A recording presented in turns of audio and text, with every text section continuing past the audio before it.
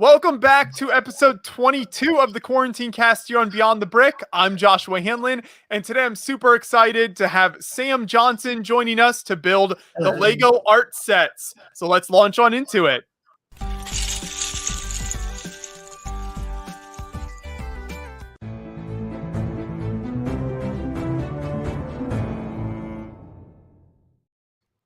So this is a very special stream because we do have the very talented Sam Johnson joining us to give his commentary and thoughts on not only the Lego art sets here, but also he's got a really cool set that he'll be working on, a little throwback classic set, and then also all the other cool projects that he's worked on at Lego over the years. As always, I'm also joined by Brian Saviano, Bricks O'Brien, who will be working on a custom little model there with the Andy Warhol set, and then Vision Bricks. Kirk is back as well with the set too. So we'll all be building and chatting here. But as we open up these sets, Sam, why don't you start off by just giving kind of a brief introduction? So for people who maybe haven't seen your work before, aren't familiar with what you do at Lego, go ahead and tell people what you've been up to. Yeah, so I've been the design manager for this new theme called Lego Art. Lego Art is a totally new way to build with Lego bricks. We're pretty much constrained to one brick to create a whole image. So it's really a new offering from Lego. We've never really had art that you can hang on the wall, or even products that you could hang. So it's totally new for us, and we're trying really to touch new passions for people. So you see art and music appearing in this first launch from Lego Art. So we're really just looking to invite new people to come to Lego. Yeah, that's awesome. I think this is a very good way to do that. And certainly, like you said, some unique products here. So outside of the Lego art, then I think you're also very involved with Lego ideas and the designs there. So talk about what you've done with that. So yeah, my current role is design manager of Lego Ideas, and yeah, I'm really working with all the fan designers who are submitting their ideas to help bring them to life. So I'm working with them and the design team, really as a kind of co-creation to try and make the models as good as possible and get them to the shelf. That's right, and there are some terrific models that you've had your hands on. So we'll start opening this up then, and Brian was showing off the not for sale sticker. I do want to thank Joshua. Not for sale. Thank you. Not just very important. I want to thank Lego. Kirk, don't think about it. All right. Just making sure. I want to thank Lego for sending these to us for this live stream. So very much appreciated. So as we open it up here, I think if we can see on the build cam, here's kind of what you're greeted with. So you've got the instruction booklet here, a whole bunch of different colors of these 1x1 round tiles, and then more bricks underneath here. So I'll pull these out, set these on top. And then you also see this section here that has the phone with the earbuds. So that's a unique part of this. And maybe, Sam, you can start off by talking about that aspect of the build, which is the kind of pre-recorded, almost podcast sort of commentary background listening that comes with each of these sets, right? Yeah, so we had some unique audio experiences made for these products. So there's actually 4 unique experiences, one for each of the 4 sets that we've launched. And there is a QR code inside the building instruction when you get that far that shows you how to access the audio. But it's timed, so it fills most of the build time for an experienced builder. Or you can listen to it twice if you want to, if it takes too long.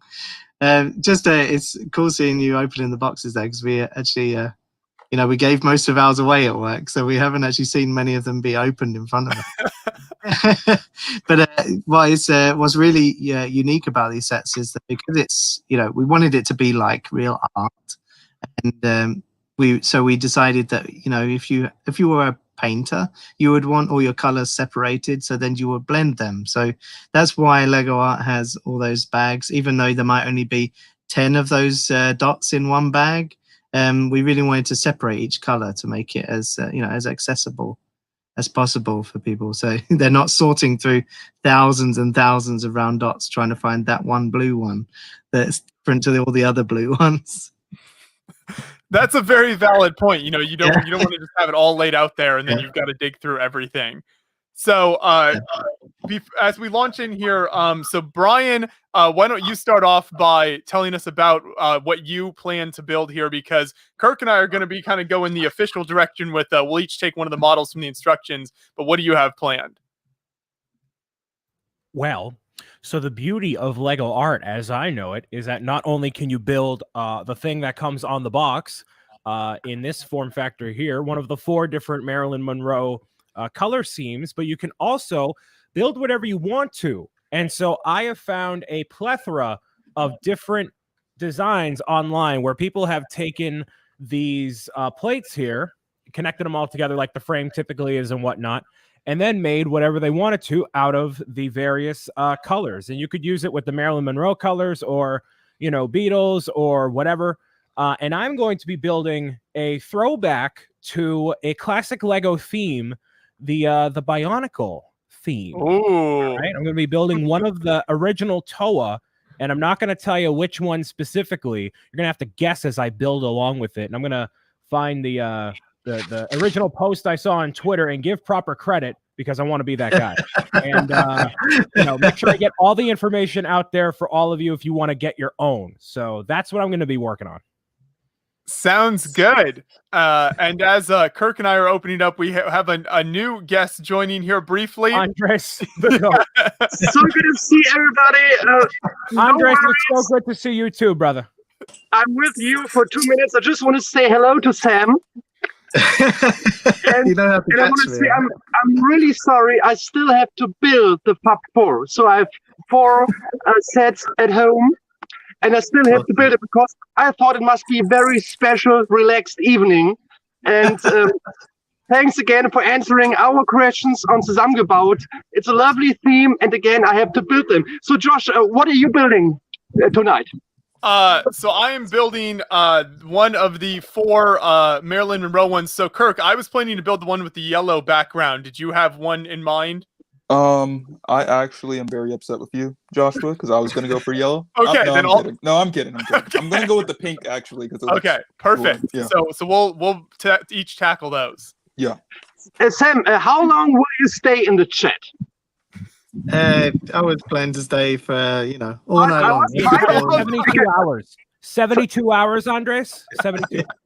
Because, I mean, I'm shopping right now, so of course I have to wear my mask in a second. And this is, by the way, a lovely parking area here in Hamburg. So You always find beautiful locations. okay, I can show it again. I mean, this is Germany. Look at this. It's Wow.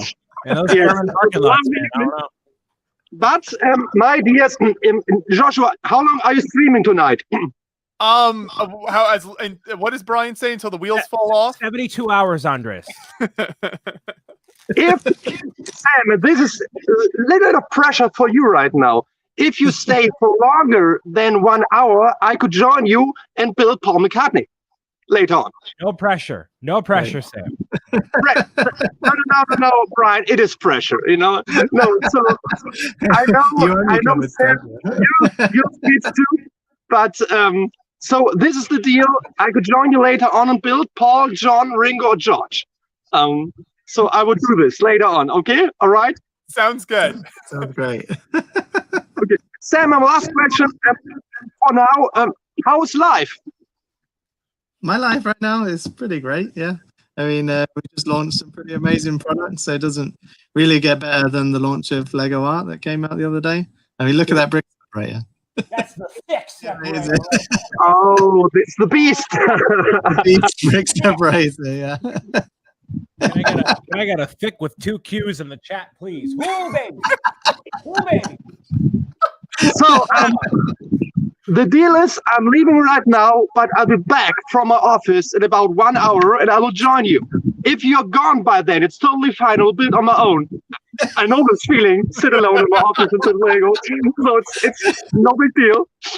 Last question for now to Sam. Sam, to be honest here, I've been in Balloon since 5 years. in a row, Yeah. every year for 7-8 times. We did a lot of Yeah. interviews in Billund. This year, I haven't been there. I haven't been to Denmark at all. No. So, do you miss me somehow? I was missing you, and then you just popped up there. Yeah, so everybody, enjoy your build. I will join you later on. And Sam, there's one last thing. When I ask you the questions about the Pub 4, you give a nice answer. I just want to tell you, when I was younger at school, in our art class, I paint all for Beatles. So the white album inside. So I did a painting of this. So now I repeat history because I did this at school, and I have in my office the Lux very expensive edition of the White Album. So one of the best records of all time. So it's a really big deal for me to build the Pub Pro. See you later on, Sam. I hope you stay. If not, I hope to see you around next time. Please stay safe, and it was good to see you again right now, and maybe later on. Bye, everybody. See you later. Bye. From the German parking lots, Andres, thank you so much for tuning into the quarantine test and being with us as we crack open the Marilyn Monroe art set. Where Andy Warhol art set. Thank you. We had 4 last questions from Andreas. Yes. All right, so back to this. Where were we at before? I forget where we were at. So Kirk and I were deciding. We decided which ones we were going to build. So I've been opening up the pieces here. You know, you get all these beautiful shiny tiles out here. So as I think Sam, you referenced this at the very beginning. It's all just this one single piece, right? For the design, I guess you do have some bricks to make kind of the framing of it, but as far as the front tile pieces, it's all just the one little 1x1 pieces. Exactly. I mean, there's a couple of special elements that kind of added on right at the end, but yeah, we're primarily using the 1x1 round tiles or round plates with stud for the Star Wars and the Iron Man SKU. So what I'm doing right now is going to the very back of the instruction booklet, and I'm building the frame first, and then I'm going to be using my custom design to fill everything in, because the way it's labeled out, it's not labeled out by section like in the Marilyn Monroe set, or it is called what, the Andy Warhol set? I'm sorry, what's the exact name of it?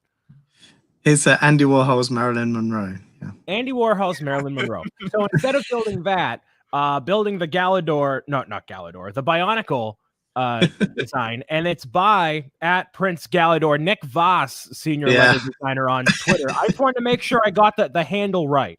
So if you go on his Twitter, you can see a plethora of designs that he made based on a ton of different Bionicles. So I'm going to be building one of those.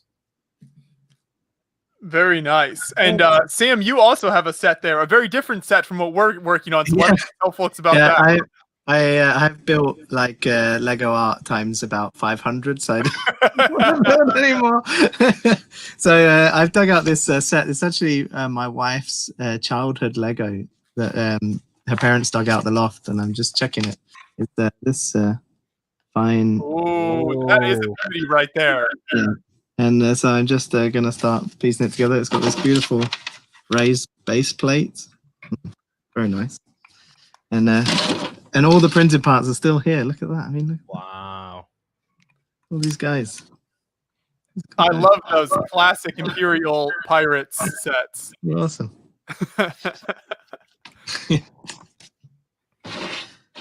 Yes. That is awesome stuff. So yeah, these pieces look so nice all laid out here. Like you said, it's like different paint colors. So you can see all the yellow. I've got the blacks, the gray, and then there's actually kind of 3 different shades of pinks here. So for people who haven't seen the instructions, it's all numbered here. There you go. And so that's how you make sure. Then you look at this page over here and make sure you line up the right colors with the numbers, because some of these, like the pinks, have different shades, and you gotta make sure you pay attention. I'm not always good at that, so if you see me messing up, Sam, just let me know. Some of the techniques used by the designers when they were building the set. So Kit, who's the designer of this particular set, she normally takes a post-it note and puts it on 16 cups, so each one has the correct number. So when she's building, she takes from the right number. So she's putting all her elements in bowls. Too organized for me. I like the challenge. So were each of the art sets designed by a different person then, or was it kind of the similar people working on all of them? Yeah, so we had 3 people working on the designs. We had a freelance designer who came in to help us kickstart the design work.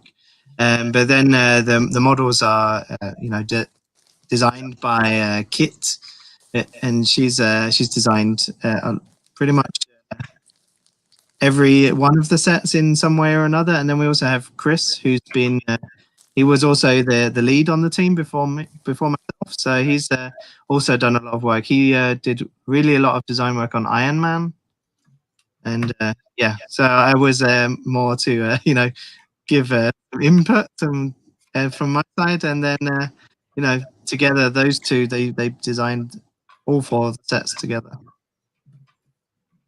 Sounds good. Yeah. So it's I think that they all turned out pretty spectacular, and it'll be interesting to see how these come together. I do want to also mention everyone in chat. Thank you for joining us right now. If you have any questions for Sam as we go along, feel free to put them in chat. We'll do our best to keep an eye on that and get your questions to him if there's anything that you have in particular there. So this is so Brian, this is what you're working on, one of these, right? I am working on one of those, correct. And who was the designer of these again? It was Nick Voss. Okay. And at Prince Galador on Twitter, you can see his profile picture is the purple, pinkish, swirly thing. Find that. You'll find all the designs there too. I don't know if there's a more technical term for that, but I'm going to call it the pink and purple swirly thing. Sam, have you started seeing other custom designs popping up with these so far? Anything else that's caught your eye? We've seen people trying to build other pictures out of them, definitely. Also combining the sets, which is quite cool. We have on the Star Wars set, we have the 3-in-1. So you can buy 3 of the sets. You could build one long frame. I mean, we've seen people trying to combine the 4 Marilyn Monroes into one frame, or the Beatles into one frame instead. So that's just an interesting way we've seen people changing up the design a bit. Right, yeah. It's always interesting to see the direction people can go in with these sets. Yeah, exactly. So we've also seen people trying to build their own face in the Marilyn or something like that, which is also really exciting to see. Brian, that's an idea. You don't want to go that direction? I looked at the color blue and the yellow in here. I'm like, you could absolutely make my my icon. So I'm probably gonna do that after I'm done with the time on the Bionicle face mask or whatever. But yeah, I want to build that first, and then I'll toy around with that. I'm really trying to pay attention to put the right number of all these down. It's always tough when you're talking and building on these quarantine casts, as you know, Joshua. Yes, it's definitely not because I'm just a bad builder.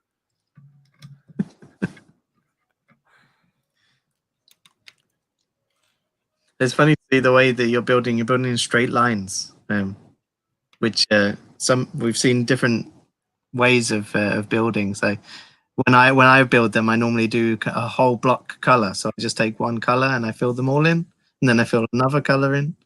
Then people are doing in straight lines, like printing it out. And yeah, so some people start in the top left, some people start in the bottom right, or in the middle. I've seen another person build it in a spiral, which was quite funny to see as well. I like your color idea. That's probably actually the better way to do it, because then you aren't constantly switching up colors and having to keep track. So that shows you actually put some thought into it, unlike me, who just dumped out everything and started going at it. There's got to be some sort of psychology to that. The way people build certain things in certain ways that applies to this. You can tell a lot about a person the way they put together the Lego art sets. I mean, that's kind of true when you have a Lego set in general, because I know some people like to put all the pieces out facing up, all by color, making everything look really nice, then they tackle the build. So this kind of like satisfies that sort of builder because you have all the different colors in their own bag and can organize it a lot more easily. So it kind of plays into that.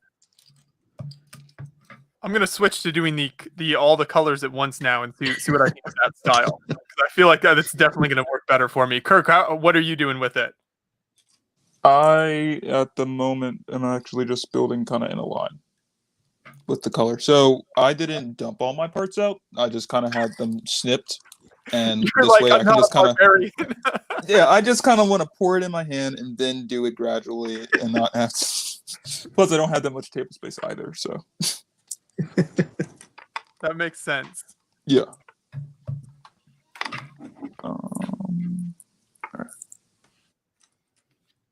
Do you know how long the average build time for one of these art pieces is?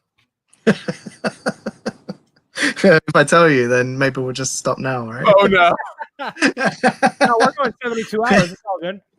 So the average time on the audio experience is around 90 minutes, I believe. And then the average building time would probably be around 3 hours for someone new to it.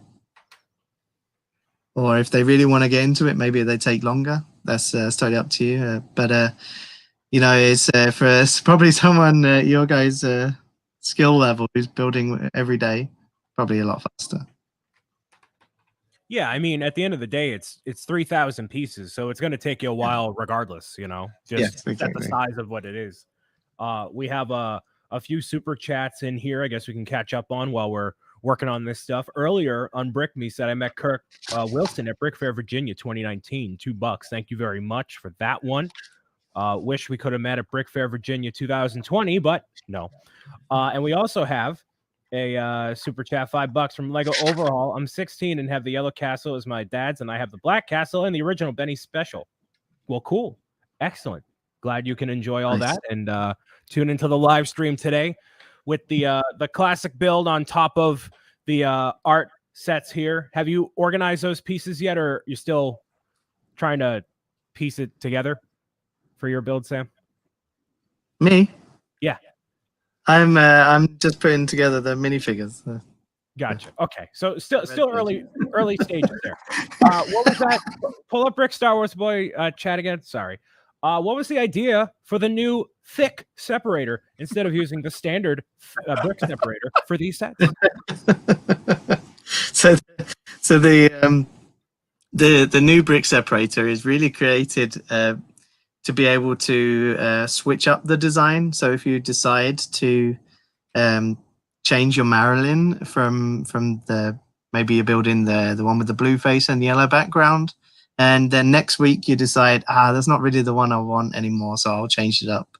The brick separator is 6 studs wide, so it's really just a fast way to scoop them all off. So you use it like a paint scraper. You can just like scrape it off quite fast. That's the main reason we did it. And the normal brick separator, imagine doing that 2,304 times to get the image off. So that's why we made this the wide boy. It is just massive here. Quite an impressive piece. And if you don't want to use it, it's great in the winter when your car freezes. Yes, exactly.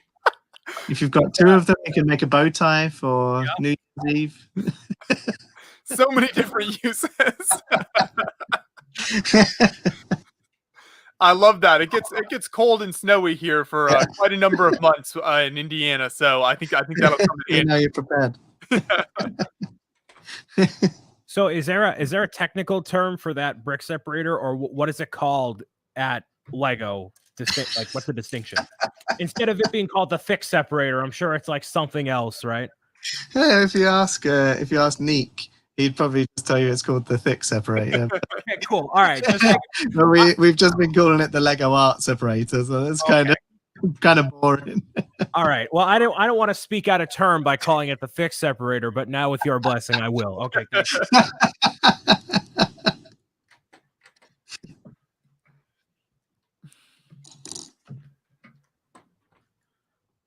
now I'm kind of doing a hybrid. I did all the yellow, but now I'm going back to doing it in lines because there's like one gray piece in a line and stuff, and I feel like I'm gonna mess it up if I don't do it in one line at a time.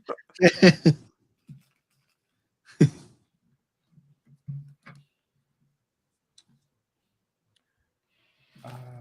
see.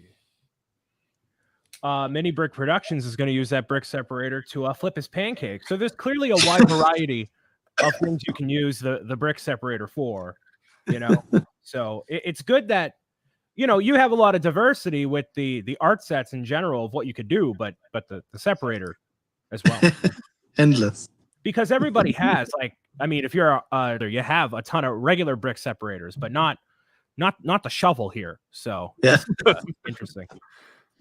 It also shakes things up for the adult fans, right? Because you've probably got about 50 to 60 of those orange ones. Yes. well, those are rookie numbers. I'm in the like 150, 200. If I'm being, being honest. But no, definitely, you're right. And it's I get a better grip on it too. Like this one, you know, it being so small, but like, yeah, I feel empowered when I have this. You know, it's a really satisfying feeling. Was Samuel involved in the design of all the Lego art sets, bringing it around to more professional yeah. So I've been on these on this first launch rather loosely involved as the design lead, more inheriting it from another design lead. But I've been part of preparing them for the launch and selling into our management at the company as well, because you know, this is a totally new venture for Lego, so we really wanted everyone at the company to try it. So I've been really a part of internally bringing it to the shelf. So you kind of had to act as a go-between, almost between the designers who are working on these sets and other parts of the company and other people in the company. Yeah, exactly. Yeah, so also working with the sculptor who created our famous brick separator and the other two new elements, the 16x16 brick and the Technic wall hanger as well. So just being a part of you know, finishing off the design work, if you like. So the actual mosaic part of it has been designed by our two really talented designers. So when you say you're a design lead, then how is that? Are you not then super involved hands-on with mini sets in your current role, or are you still doing that, or is it more of these other types of positions like you were just talking about? Yeah, so it goes backwards and forwards a bit. That's it. Normally the question I get at like the fan media day is like, so what do you actually do with the designer of one of the sets? So yeah, my role is on an everyday basis, kind of leading the design team. So helping make decisions on where we should go, you know, helping to decide on colors, or for example, maybe it's the texture of the artwork, or whether it's tiles or plates, or, you know, helping to make the big decisions on the product design, and then trying to carve out time for myself as well to be able to actually design some sets. So the last set that I designed was the ISS International Space Station from Lego Ideas. Oh yeah, yeah, which came out in February. Fantastic. So it's safe to say you know what you're doing, right? You have a good, like, you know what you're doing in the realm of Lego and how sets are supposed to look with accordance to how Lego designs them, and like the presentation and what decisions need to be made. Yeah, so I've been doing it for 10 years now. Okay. Designing Lego sets. If his bosses are watching, he definitely knows what he's doing. Yes. Okay. We've established this. Good. Excellent. Excellent. That instills a lot of confidence, I think, in all of us. I hope your products are in good hands when I'm working on them. I never doubted for a second they were, but now I have more reassurance. So thank you.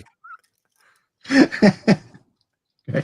So do you have like I mean, obviously everything at Lego is amazing and perfect and wonderful, but do you have a preference for what projects you would like to work on or tackle at all? So, you know, working in Lego Ideas is like a dream because you get to work on different things every time, you know. So one day it's a Pirate Island. The next day it's a piano, and the next day it's a typewriter. So it's all kinds of things, and all kinds of new movie and TV show IPs that no one's ever tried before. So I really like that. Yeah, but if I could, if I could have one dream project that I haven't worked on yet, it's probably Star Wars, which I've never really been involved in. Who doesn't want to work on Star Wars, right? Right. But yeah, that would be somewhere where I'd really like to work. But I've done loads of different roles. I started out in Lego City, then I moved to Ninjago, and a bit of Chima, Nexo Knights, Jurassic World, Harry Potter, Fantastic Beasts. Yeah, and then all kinds of stuff from Lego Ideas, Voltron, Flintstones, Tron Legacy. So yeah, it's crazy. All right, so at this rate, tell me something you haven't had a hand in, like one thing, one theme, one. Yeah, I guess there's a Lego Star Wars art set, right? So right, okay, cool. But I'd really love to try and work on the Lego Star Wars product line. That's kind of a dream of mine. Yeah, and there's a ton of IPs that I also really love that I wish Lego would have a hand in. I'm not allowed to tell you what they are, but hey, that's fine. Hey, I got my Lego Super Mario this year, so if I can get that, I'm sure you can get whatever you want to. Exactly. This has been Brian's childhood dream with the Mario sets. So it's a nonstop topic of conversation on the stream. Yes. If there's anything I've learned from the quarantine cast and being on Beyond the Brick, you just got to will it into existence. So if you click your ruby slippers a couple of times and you say something, who knows? And actually, I did get one that I asked for. I pitched 2 years ago. I pitched. You're gonna love this. Trolls 2. How'd you like that? Were you the one You're that was like, welcome. "That has to happen"? What was that? You? Yeah, I pitched that to Lego. Yeah. Oh, There you go. Oh, yeah, was, that's that, nice. was that like So okay, so wait, what, Kirk? What? What are you shaking your head Nothing. for? What? Nothing. His reaction when Sam said he pitched Trolls. I thought he was joking at first. I mean, no, I love No, actually, the first movie. Okay, that was you. Hey, Okay. There's some good colors in there. Shut up, Kirk. No, there is. No, there is. There definitely is. I just Don't make Sam feel bad. Now walk it back, Kirk. Walk it back. Walk it back. hey, walk back on that Sam, statement. Come on. if Sam can speak to someone at the ideas team and convince them to make that Knight Rider vehicle, then we're good. We're good. Maybe one day. While we're at it, man. there's going to be a Beyond the Brick Lego Racer submission if you want to push that one through. For anyway. Based on the classic, the all-time great, one of the greatest games of all time, Lego Racers. From what year was that from, Brian? I don't know, 1999, I think. So I was going to ask in regard to Trolls. You saw Minions, Rise of Gru be a thing as well. So DreamWorks, Lego, or like Universal, right? That's where the lines are kind of together with Illumination and all that, right? Yeah. That's we have a great relationship with Universal. With likes of Jurassic World as well. Right, that as well. So did you getting Minions to happen or Trolls to happen have any direct relation to the other? So like if one got through as a good idea, would that imply other things like what's already out work? It was so every year at Lego there's where the design work stops and the designers have a week to be able to pitch whatever they want. Lego. So it could be a new way to make coffee at the company, or it could be new recycling techniques. It could be a new Lego set, a new Lego theme, all kinds of things. It's kind of like a mini internal Lego ideas that then the company can use however they like. And for me, it was just, my daughter, she's 5 now. And when the first movie came out, she was crazy about it. And she was about 2 years old. So I pitched it as, wouldn't this be an awesome? And it actually got through. So that was pretty cool to see. And my daughter, she loves She loves it still. Yeah, that week sounds amazing. That it's just basically like a, go gung ho and see what happens with it. That's probably pretty liberating for a lot of designers who want to like suggest something and just see where it goes. That's interesting.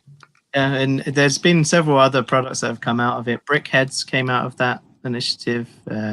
What they called the small superheroes race cars. The Mighty Micros. Mighty Micros. That came from one of those boosts. Architecture as well has come from a boost similar to that. It can have some cool impacts. I don't know if I've ever heard of that being a thing. Joshua, have you heard of like that week that things happen? I think I've heard designers reference that before, but yeah, I haven't heard a lot about it. But no, I think that's super cool that you're able to go in and do that. Have you ever gone in and been like, stick with me here, Galador 2.0, new generation, it's time. It's maybe not my thing, Galador. I'm pretty sure Nick has probably done that. You think there are some designers that have tried that? Yeah. Yeah. Brian, do we have some new super chats coming in? Oh, we certainly do. No. Brian, not me, says, I built a triple mosaic Darth Vader and really loved it. Keep up the good work, Sam. My only complaint is that it's not particularly rigid at the back. That could be improved on. It would be awesome. So that's great feedback. Yeah, we are addressing the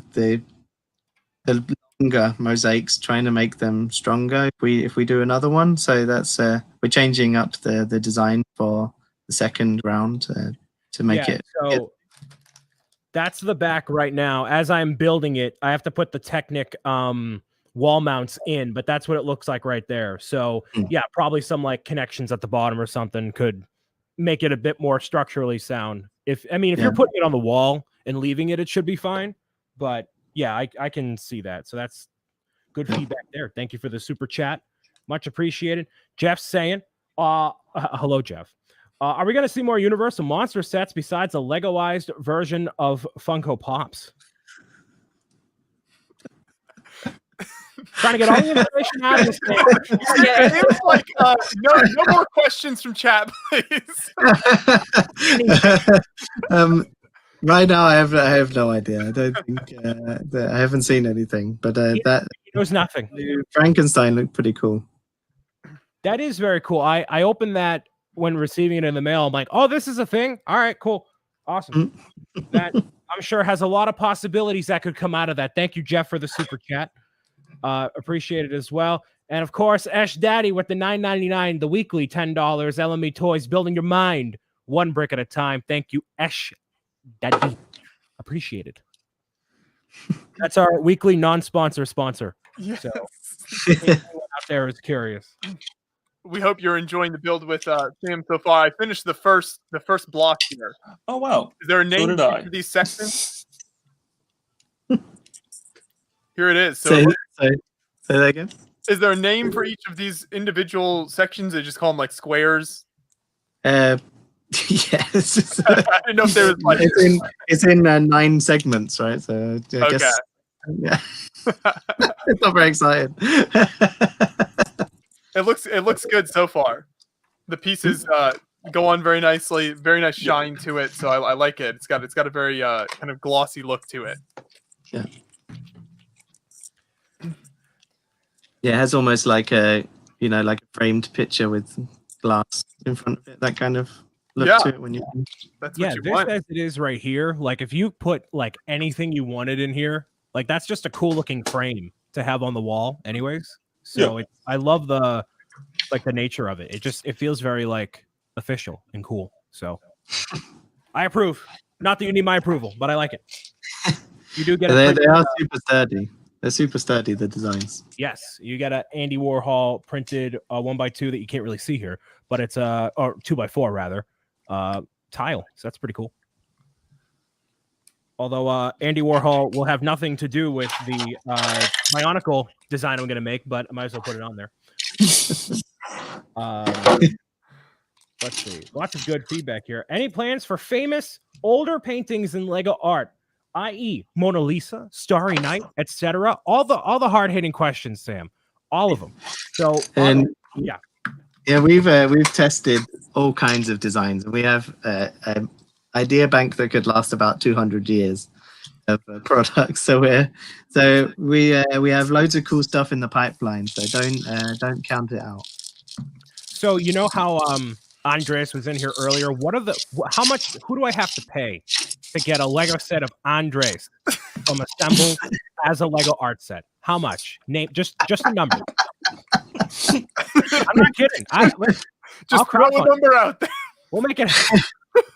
Maybe I can task the design team with making one from the Beatles set, so everyone can own it. I would be elated if I could have a framed Andres on the background of all these quarantine casts. I would be flabbergasted. I want to see Andres' face right in the back of this manual in the next wave of these sets, right next to Mona Lisa, Starry Night. I don't care what it is. I want to see Andres right there. Right there. There's jamming about in the corner. Just chilling. Just chilling.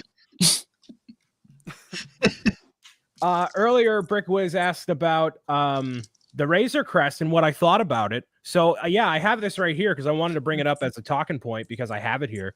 I built this myself. Lego did not send it, so I spent my hard-earned money, or relatively hard-earned money. I like the set. I like the build a lot. I think that it's a perfect set in terms of representing the Mandalorian and the ship, or like the bounty hunters transport. Yes, you got to make sure we don't want any copyright claims from Germany. Yes, no, none. We'll get Andres to fight him off. It's fine. So it's a really cool set, and it invoked a lot of vibes of the Slave One in terms of it being like a unique looking ship that obviously a Mandalorian drives. So I like it a lot. And, you know, Baby Yoda wasn't even the main drive, or the child rather, wasn't the main drive for me. It was just the build overall. And I thoroughly enjoyed it. It is symmetrical, but, you know, it's not repetitive. So, and it feels very sturdy. So like if you had like a 13-year-old, or not, maybe like a 7-year-old, like swooshing it around like this, it feels very solid. So I recommend it. And it's a lot bigger than you might think it is. And you get good figures too. So I liked it. Thumbs up. I'm giving a thumbs up on a Star Wars set. That's how much I love that set. Good stuff. I'm really branching out there, Brian. Yep. I mean, I'm not the most massive Star Wars fan, but when I saw this, I had this pre-ordered from like February. I was ready. It's because Sam hasn't been designing the sets yet. Once he gets on Star Wars, it's all going to change. Yes. One day. One day. So how, Sam, how is designing something like a mosaic kind of all flat build like this different from a typical play set or some of the other sets that you've worked on? How is that process different?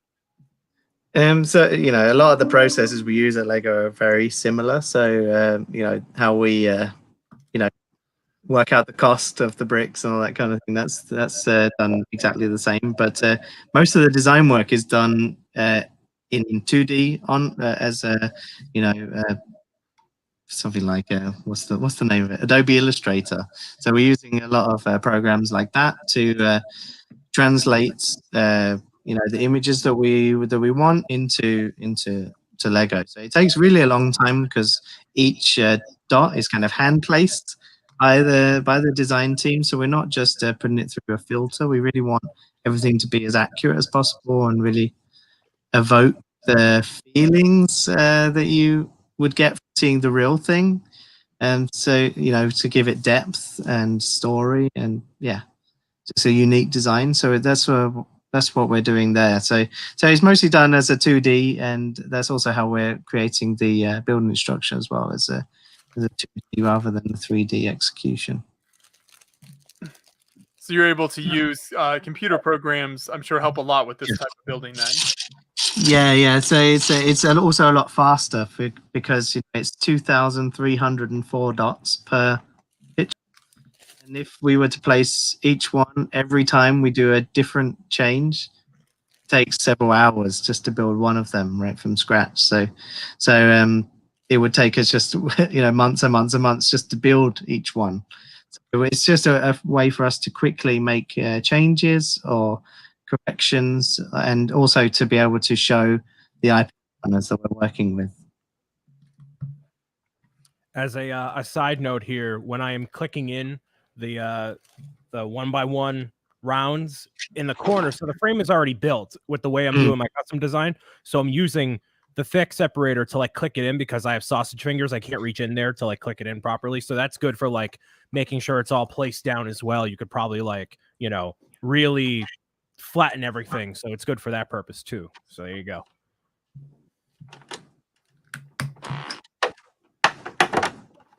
We had real quick another $10 super chat from S Daddy as well toward the Andres and Samuel's portrait design. So we already have $10 in the bribe pool. So thank you very much for that, S Daddy. Appreciated.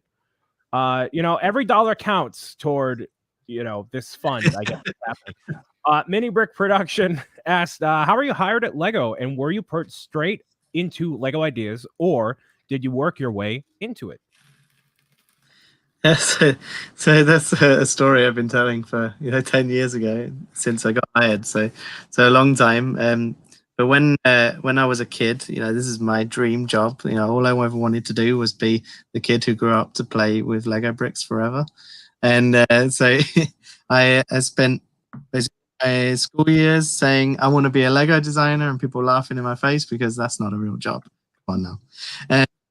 And then I wrote a letter to Lego when I was 12, and they sent me a response back with the possible qualifications that a Lego designer might have, for working in the toy industry. So I did every one of these qualifications that Lego suggested because I just wanted to be a part of the company. And then when I was graduating from university, I was given a ticket to an event called New Designers, where I was displaying my last work from university. And at that event, I was approached by 3 Lego designers who invited me for an interview in Billund. I was a toy design that I did, so I really wanted to show off that I wanted to work in the toy industry. And then, by October, I graduated in July of 2010. By October, I was working at Lego on my first day. Wow. Yeah, and I started as a junior designer working in Lego City. And on my first day, my design manager, who I met that day, he said, "So which set do you want to make?" He gave me the choice of any one of the Lego City sets that would be launched in 2012 to design. It was my first day at Lego. I had no idea what I was doing. I wore a suit to my first day at the Lego company. What a loser. I looked like such an idiot. I walked in and then seeing everyone else dressed like, normal people and just be like, damn it. They were like, is that like the CEO or something? Yeah.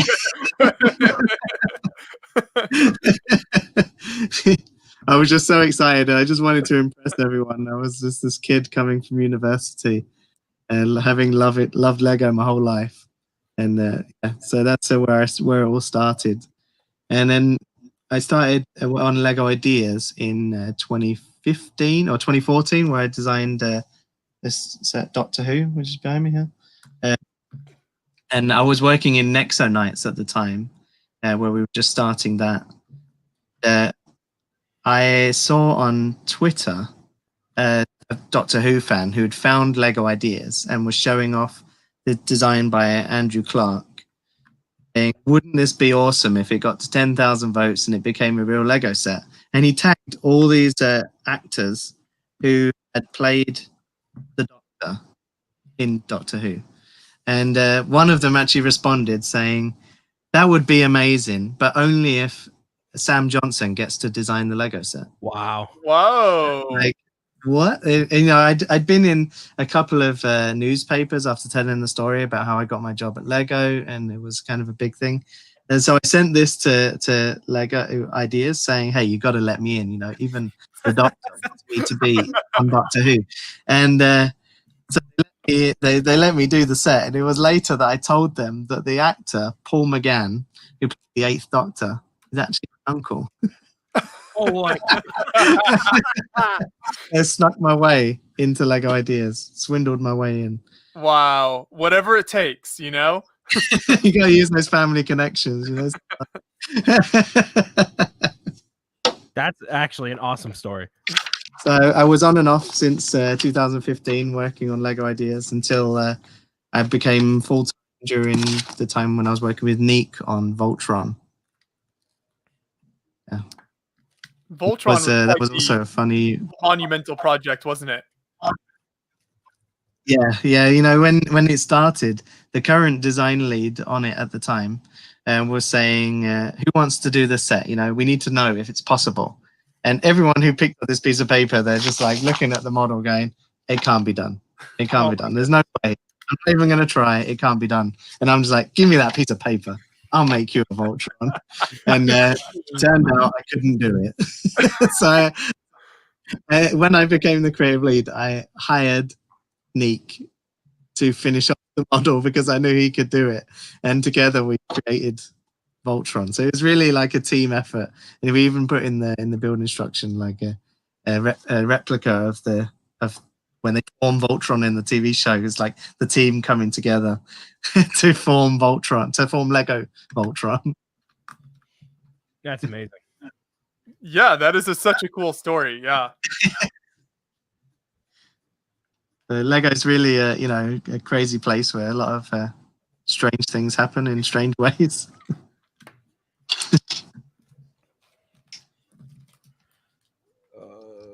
All right, so there's that.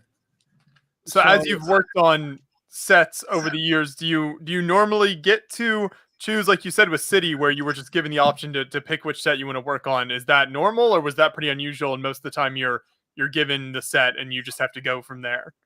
Yeah, there's normally some sets that the team really wants to do, so they're kind of spread out between the members of the team.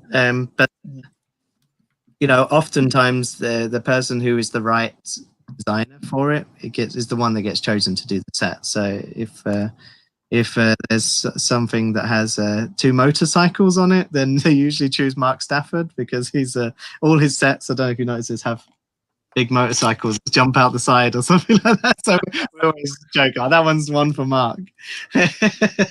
So we normally get to work on the sets that we want to within our given theme. So if I'm working on Harry Potter, then it's dealed out between the team members.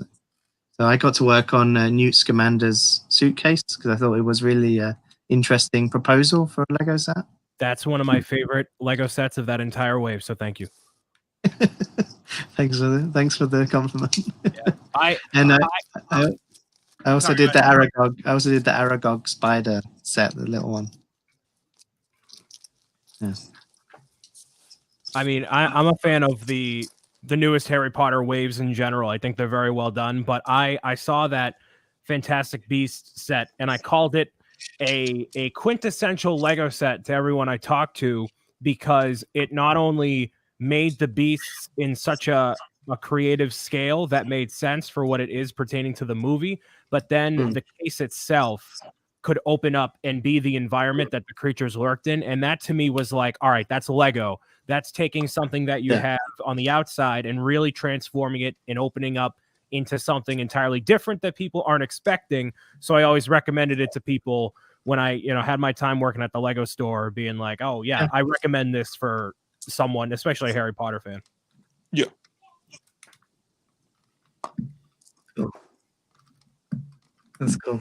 We in those sets, we really wanted it to not be just a repeat of old Harry Potter sets. Right. You know what I mean? If you look back at Lego's history, we've done everything, from Harry Potter, especially in the original Harry Potter lineup. But we just didn't want it to be just a rinse and repeat. Let's just do it again because everyone likes Harry Potter. We wanted it to just be, totally new feeling and like a new quality, and really bring the magic part alive as well, because that's what Harry Potter's about. It's about magic and wizardry. Yeah, and I could totally see that in the newest waves too. And I obviously love the Hogwarts castle. It's right there. I have most of the other Hogwarts sets built up there. I got to get the newest wave eventually, but I could see that there was a lot of cohesion with the entire line, and it was great for someone who loves Harry Potter. But then you look on secondary markets, and then the prices are crazy. So now you can start fresh and have, you know, the Great Hall and have all the different characters, and then add on in that way. And there's still plenty left to do from all the movies, and not even factoring in Fantastic Beast, that sequel that's going to come out who knows when. But there's still so much more to work with in the universe, and people still have Harry Potter. It's always relevant, you know. So, and especially with Universal parks and whatnot. So there's still a lot of legs to it. So I'm excited to see what comes out in the future. Diagon Alley's good too. So thumbs up. I like your approach to that, where you were talking about how you didn't just want to rehash the same sets from before. So you've got to do that when you get over to Star Wars someday. Don't release another Millennium Falcon. You got to give us something new. I was thinking an X-wing. No. Oh, great. Oh, you know, there's so many more. What else do we need more of? I haven't built a lot of Star Wars yet recently. I don't know. I forget. No, I was gonna come up with a joke there and I failed. Anybody have any other questions in the comments here? No? I think okay, cool. We're good. I'm surprised no one actually asked this question in the chat yet, but I was going to ask, what is your favorite set or part from the Lego art theme? My favorite one. Which? Yeah, my favorite one is definitely the Marilyn.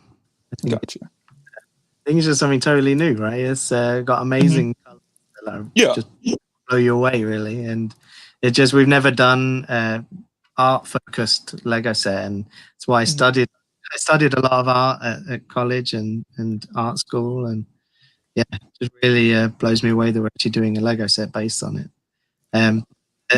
One of my other favorite is the Ultimate Darth Vader. I think the image is amazing. Oh yeah, definitely. I remember when it got, I think it was the day it got revealed, and I messaged my former coworker from the Lego store, and we were talking about it for like 30 minutes straight. We were just like, this is great. Lego's really, you know, working on something special here. And I was just blown away by how detailed the pictures look. So I was like, this is something that I need to have. So when Joshua and them sent me the set, I was like, good, I'm excited. Until we kind of got delayed. I was like, okay, I really want to build the set. I'm very close to opening it up and not joining the stream, but no. Thank you for your patience. Yeah. It's a great theme. I love it. Awesome. And so going to talk about Lego ideas, because you have your hands in that pot as well. So there's some questions, you know, a lot of discussion talking about that as well. If you wouldn't mind divulging a little bit. So there has been a record number of Lego idea submissions this review period. There's 35. Yeah. That's a lot. And there's been a lot of discussion among the fan communities about, is that too much? How is Lego going to handle that many submissions? Does that take away from how many would get approved? And I know Lego Ideas put out a statement today regarding that, but I wanted to hear from you directly, since you're conveniently on here on this episode, if there's any other information or just something you would want to clarify, or just a talking point, I guess, in regard to everything with Lego Ideas. Yeah, I think one of the things that's blown us away is since the whole lockdown thing happened, the engagement on Lego Ideas has just really exploded, and it's not just on Lego Ideas. I think it's across all Lego related online platforms. Just the engagement has just exploded, where people really maybe discovering it for the first time and seeing that, oh wow, this is something that I could do or I could try, and maybe get involved with. And yeah, just seeing it just grow and grow and grow to 35 projects this time round, it's just you know, it's just seeing how much the engagement has exploded. You know, normally we'd expect around 12 submissions, and now we're up to 35 this time. And last time we were at also around 30 as well. So yeah, we're gonna choose the right ones based on the review process, which is also a very complicated process where it's involving a lot of different people around the company who give their input on each and every submission. Yeah, and on the design side, we're actually, we're tasked with proving that we could do each of them. So if we went ahead with one or the other one, we need to actually try and build them. So we might end up building up to like 35 different models just to show what it might look like if we actually did it. So it doesn't decrease the work on our end when we have so many awesome designs to choose from, and we really want to try and replicate each one, or at least show how it might look if we got our hands on it, because we only have the images to sell the product internally. So it's great when you can put something on the table and say, oh, this is the kind of size that it would be, or really give someone an impression of it. Is that actually feasible? Because it seems like that would require so much manpower, like you said, doing like 35 different designs. Yeah. Is that actually possible with the amount of designers you have working on this theme? That's something you can sit down and do?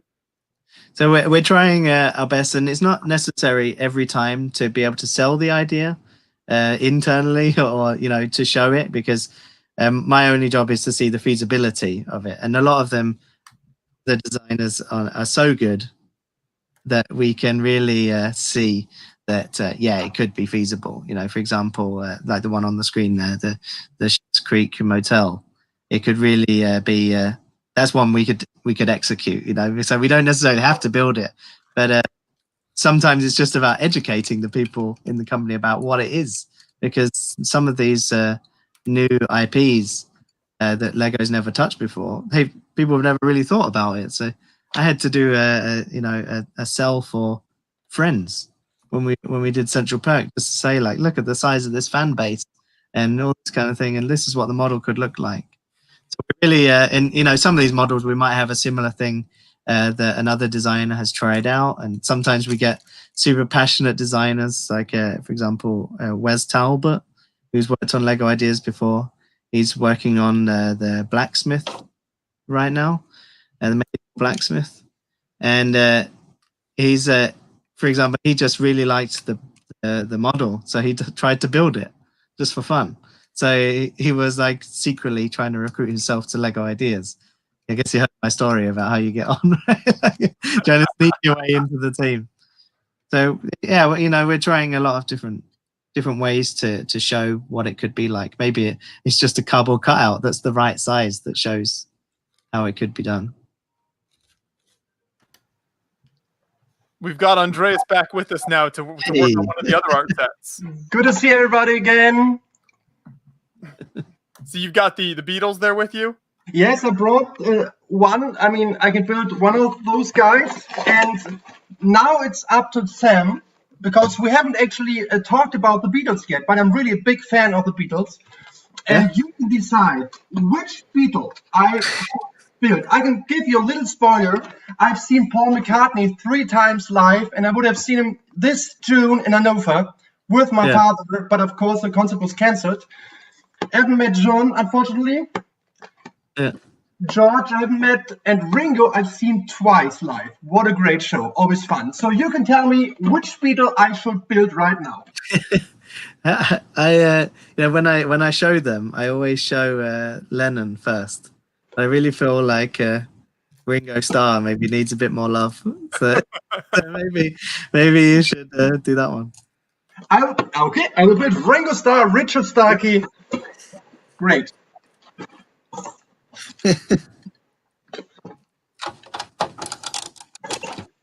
I kind of wish I was building one of the art sets now, because this model is impossible. It's so rubbish. Really?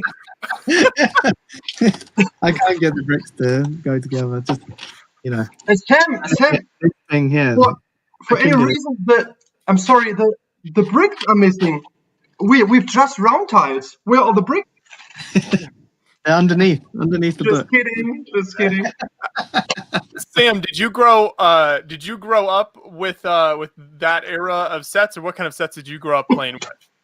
I actually have my favorite set as a kid on the table here. So this is my favorite kid set when I was little. Yeah, it's just growing up I was born in '87. I've grown up with a lot of late '80s, early '90s Lego sets. I had Pirates, but it was never really my favorite. Town was my favorite, which is one of the reasons I got hired as a Lego City designer at the beginning.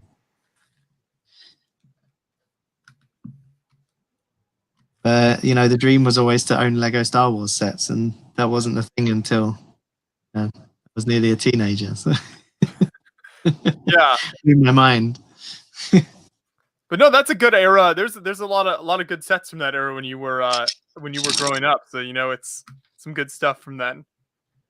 Yeah, and the designers who designed that stuff at the time, they still work for Lego. So it's crazy to when I first joined, my mentor, who his name is Torben, he was teaching me about how to build like a Lego designer and all the designer rules and all this kind of thing. And then one day he was asking me about my favorite sets when I was a kid, and I told him about this little recycling truck. Now when I was a kid it broke, and my grandma to fix the string and all this kind of stupid story. I just went on for ages, and then he told me right at the end, "Oh, I designed that set." and the set that made me want to be a Lego designer, the guy who was training me to be a Lego designer created it. So it's this huge circle of the person who inspired me to be a designer is now the one teaching me to be a designer. That's pretty crazy. Yeah, that is amazing. You able to go into the company there, and like you said, a lot of those designers stick around for quite a lot of years. So yeah, a lot of experience there. I'm looking forward to one day, hopefully, someone will come and say, I played with one of those sets that you designed. And then I can feel old. Yeah, you've been there 10 years now, so exactly. It won't be long. Yeah. It's crazy to see Ninjago growing, because I was on it when we were closing it down. It was going to be the end. Even called it the final battle. And we put that on the front of the box, and I made this golden dragon for it. It was supposed to be like the final set. And then we restarted it about 6 months later. So it'd be crazy to see all those Ninjago kids growing up and maybe even working at Lego.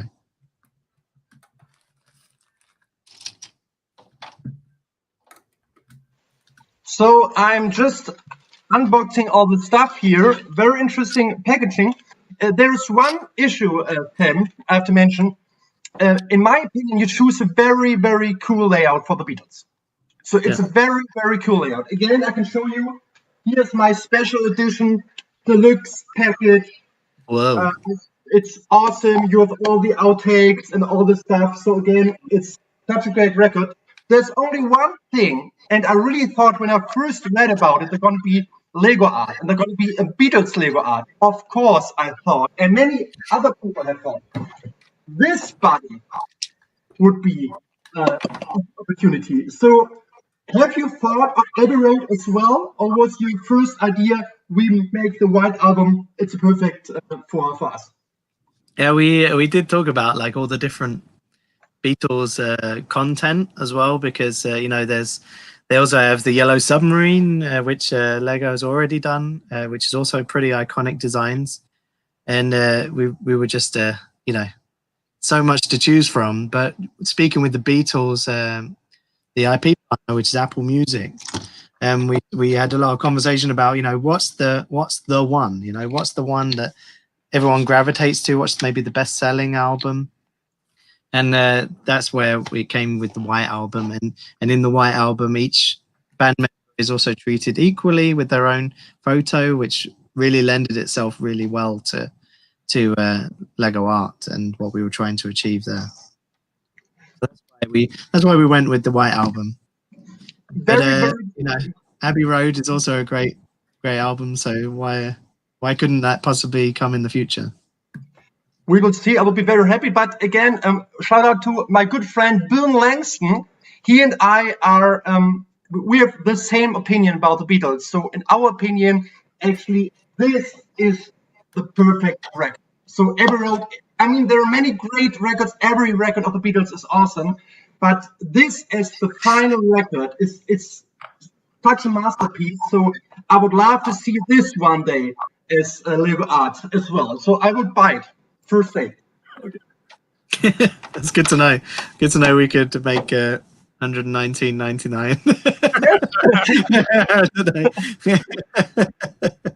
You're welcome. So out of this live stream, I've discovered that we need to make 2 new designs, one of your face and one of the Abbey Road album cover. That's what they want.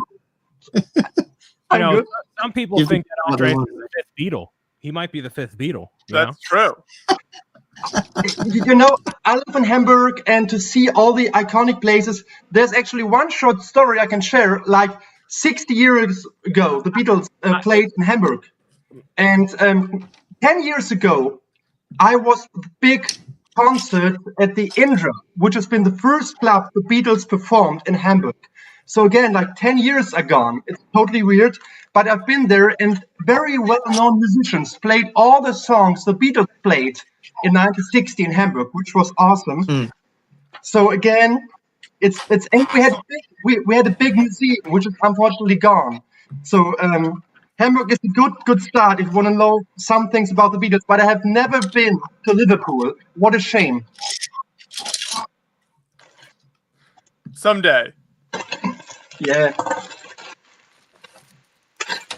So Sam, how has Denmark treated you since I moving there for Lego? It's pretty amazing, you know. Like I play with plastic bricks for a living, so it's not too bad. What do you think of life in Denmark? Is it pretty easy? It's a bit different to England. Yeah, it's a little bit different, but it's mostly the food.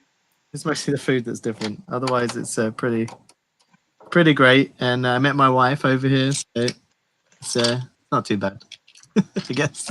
Very nice. Too bad. Not too bad, yeah.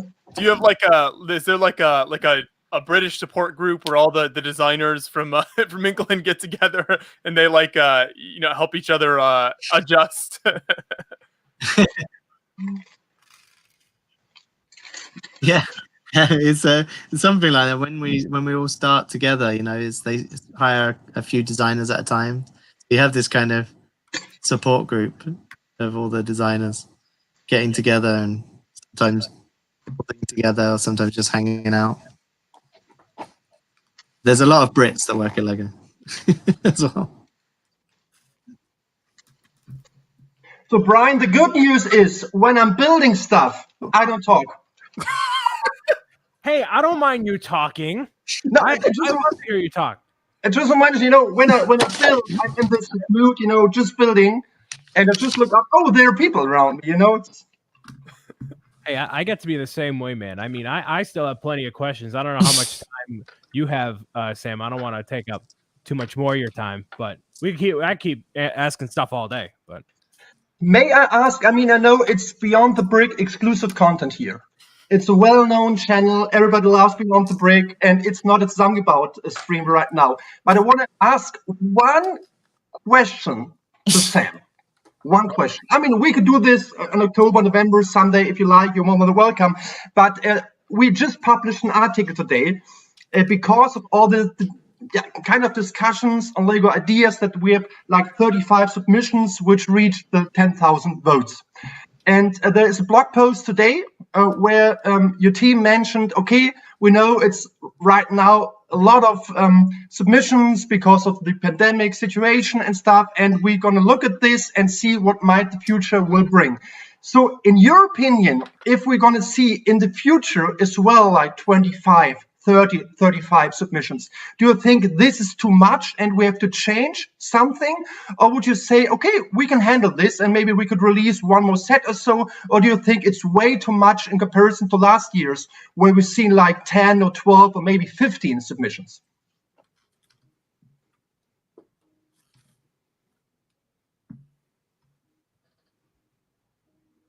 Oh, you're muted, Sam. This This is a good trick, Sam. Yeah, it's complicated right now because we really want to maximize Lego ideas as much as possible, and our sets are doing extremely well right now. So we don't want to dial down anything, and again, we don't want to make it a bad experience to upload something to Lego Ideas. Oh, now I have to get 50,000 votes, and that's going to be more impossible. So it's really complicated. But I don't think you're going to see less of Lego Ideas as going forward. I think it's just going to be maybe it's a growing franchise right now, and we've definitely become a stronger franchise within Lego because of everything that's happened over the past couple of years.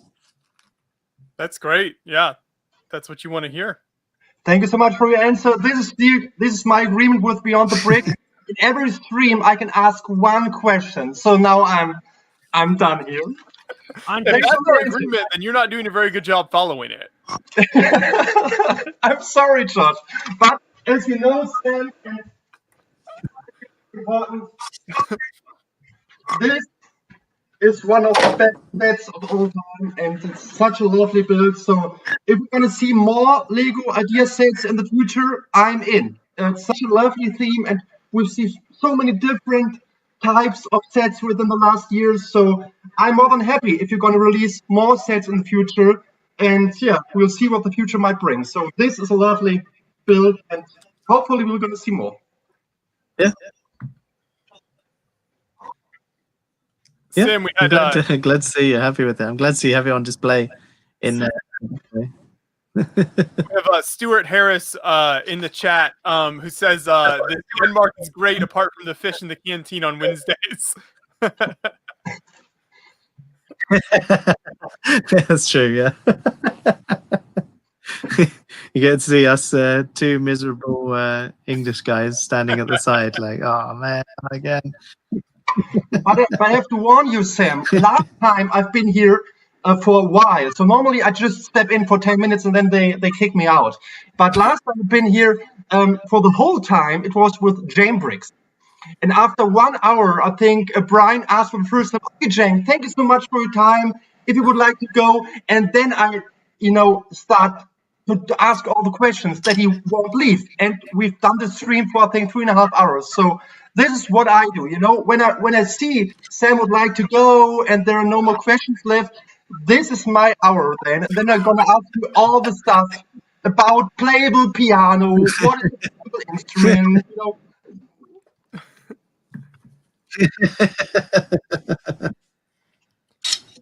That's when Andreas really shines. Well, I don't want to ever make it seem like we're holding the person up, if you got to do something. But Andres, you got to take advantage of the opportunity of someone's time while they're here. I appreciate that, It's always good to talk to Sam, and I have to say, I would say at least I'm kind of a nice person at least when I do interviews. But I remember the interview I did with Sam, I think 2 years ago, where I told him, you have to release the piano. Do it. Otherwise, I'm gonna...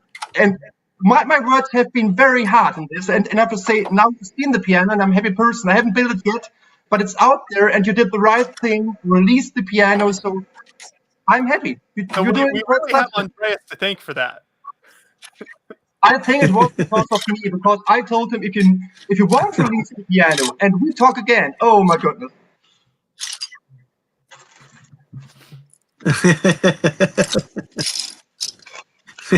I'm glad you're happy with it.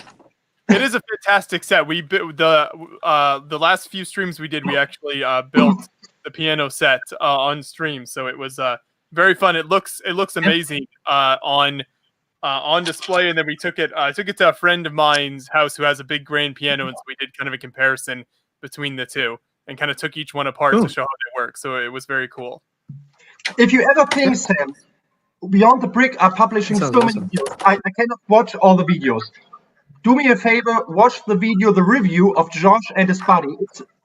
I've seen the whole video. I've seen a whole Beyond the Brick video. wow.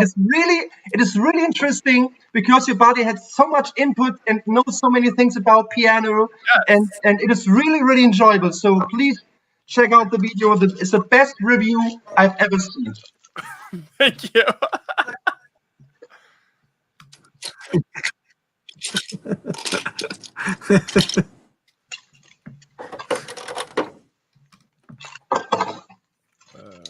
By the way, not everybody was happy that I'm leaving the house for this live stream. So shout out to my family. Not everyone. I told my daughter it's very important. I miss Sam. I haven't seen him the whole year, and I have to go. And she told me, "Okay, then go." And then, if it's so important for you, It is great to have you with us, Tim. I was thinking before the stream. I don't know if we've ever actually crossed paths at any conventions or like while we've been in Billund or anything before. So it's good to finally have you on a stream and get you in a Beyond the Brick video. Sam was never in a Beyond the Brick video. Yeah. I don't know. I don't think so. No, this is my first time. George, we have been in the Lego house a few times while I was doing the interviews with Sam, sitting downstairs. I think at least once. Oh, okay. Oh my goodness. I mean, it took them like 10 years Maybe to talk. they didn't want to interview me. I mean, it's kind of. We were waiting till we could have a really special build to work on with them. Sam, I want to mention something. So now we are back here. It is really enjoyable to build the art set so far because what is very good, the printing. So the quality of the colors is very good. So you can actually see if it's dark brown or brown. Oh, yeah. Have you done something differently while printing this ones? I think for us it was just really important that it was really easy to see the colors. Normally in a normal Lego set, it's the difference between blue and red or something like that, or lime green, and so it's not so imperative that you can see exactly what the color is because all the elements are different. Whereas this set, all the elements are the same. So we really wanted the colors to be as good as possible to be able to see. And they are. It's really. So that's why we made that little guide as well. Yeah. We're always looking to improve the building experience of the sets, because we really want people to just have a great time going through the process, not just to get to the end, but to actually enjoy going through the putting the pieces down and maybe taking the time with it. Yeah, pretty good. Nick, we got a new guest here. Thank you. This is Brian's working on your build right now. Thanks for joining us. Oh, you're working on some art. Yes. Yes, exactly. So, Brian, how's it coming along? Can you figure out maybe which one I'm working on based off of that so far? Oh, that looks like a George Harrison. newer. Maybe it is. Maybe it isn't. Maybe. I don't know. People just have to wait and find out. Oh, that's exciting. That's very cool. So Kirk and I are working on one of the official designs with the instructions, and then Brian is going in the custom direction to see how that looks. Very good. Cool. Are you making a different colored Monroes, or you're all doing the same one? I'm working on the one with the yellow background, so you can see I've got these 3 sections. I'm almost done with the 4th section coming up here. How is yours looking, Kirk? I finished this top section earlier, so I'm working on the next section now. Oh, nice. It's looking good. So I guess you're not listening to the podcast. We are in actively one. Yeah. making the podcast. We are the podcast. We are. Fantastic. This is what people will listen to when they build these sets in the future. Right. Well, yeah, thank you for uploading these designs. I stumbled across them on Twitter, and I'm like, all right, that has to happen. Like, Marilyn Monroe is great. Andy Warhol, shout out to Andy. But these are a lot, more in my wheelhouse. So, and also the fact that you, or whoever, like, posed up the Bionicle images superimposed on the official, like. Oh yeah, that was me. Yeah, we didn't take another photo shoot just for that. Great, it's awesome. Cool. I'm glad you liked it, and it's super cool that you're making one. I have one myself, but I've seen that at least one, or at least 3 people. One person that I've seen has made all 6, which is incredible. It looks fantastic. But then there's a couple of other ones being made. So yeah, it warms my heart to know that there's more Bionicle masks sitting around the world now. What is your favorite of all the colors that are included in this particular the Marilyn Monroe set? Favorite color? I don't know. I like all of the colors together. That's what I think is really fun about this particular set, is that it's got such an exciting and vibrant like palette together that you can just you can make you can make Bionicle masks, you can make any shape with it, and it's gonna look super poppy. So it's the combination of colors that really works really nicely. Because some of the colors are new for 1x1 rounds, so that's exciting. But yeah, it's all of them together that makes it really special, I think. So you're the designer of the Marilyn Monroe sets? No, I had nothing to do with the Lego art. I just made a bunch of fan designs of showing how you can make Bionicle masks with the same quantity of parts. I'm sorry, I'm living behind the moon in Hamburg.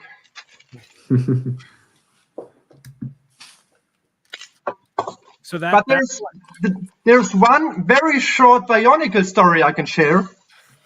Oh yeah. First time. Your 3-story allotment, Andres. We have plenty of guests on here to ask plenty of questions. Okay.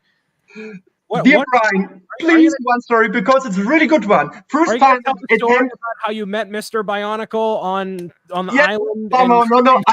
It's very short. I've been at the Nuremberg Toy Fair for the first time, and back in the day we were allowed to take photos on the press day. No? So I published all the images, and I've done one image of the Bionicle stuff from far distance, and this was it. The internet exploded because of this image. Everybody was asking, do we have more images? And I said, no, I'm sorry. I've just have one image because I've done photos of Crater and City Ninjago, and I've done only one image of the new Bionicle sets. And still, I'm depressed, because if I had done like 10 images, I would be a rich man now. I'm not. So I'm just sitting here and building with bricks, which was fun. So, Nick, have you and Sam worked on any sets together? Designed anything together? That's a good question. I'm gonna say I don't think so. I don't think we have. We've shared many great memories and lots of hearty laughs, but we've never had the pleasure of working officially together on anything. All those hearty laughs out there. Oh yeah.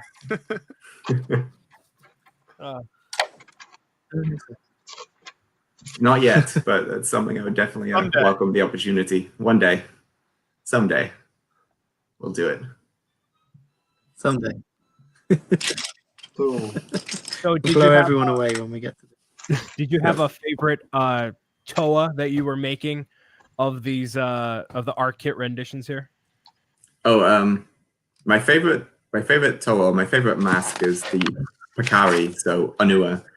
I haven't made that one physically yet, but I do intend to. I treated them all equally as I was designing them. I think they're all yeah. There's the images. There's a lot of them. I like the Pakari the most. I think that's my personal favorite. I can appreciate Marilyn Monroe and Andy Warhol, of course, but for my wheelhouse, this vibe's a little bit more for me personally. So when I saw the whole lineup, I was like, yep, that's happening. So that'll probably be back here for future quarantine cast for that. So yeah, it's pretty cool. Cool, that's awesome. So did you make any designs with any besides the Marilyn Monroe pieces, or was it only those that you've used so far? So far, I've only done some Marilyn Monroe ones. Yeah. I think I might make some more. I'm open to suggestions if there's any particular, but I guess I can't really convince you for anything with Monroe because you've already kind of started. I mean, we could figure out like a different part of the design, like from where you've gone at this point, and we can just sort of take it from there. Just kind of switch it up as you go along. Yeah, it's a choose. I really want to see what happens if you like because if you split it into like 3 rows, right, and then built like 1 row of the first design, 1 row of the second design, and 1 row of the third design. How that would look, and whether that's even possible with the color arrangements.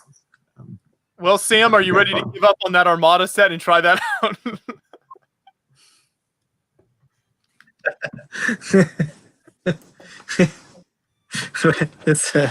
The set that I'm building right now is looking like this. Oh, very It's nice. It's not a Bionicle mask. It could be. It's really challenging him. He's not sure if he can finish it. Well, it looks like a classic. I guess I should be building a Lego set as well.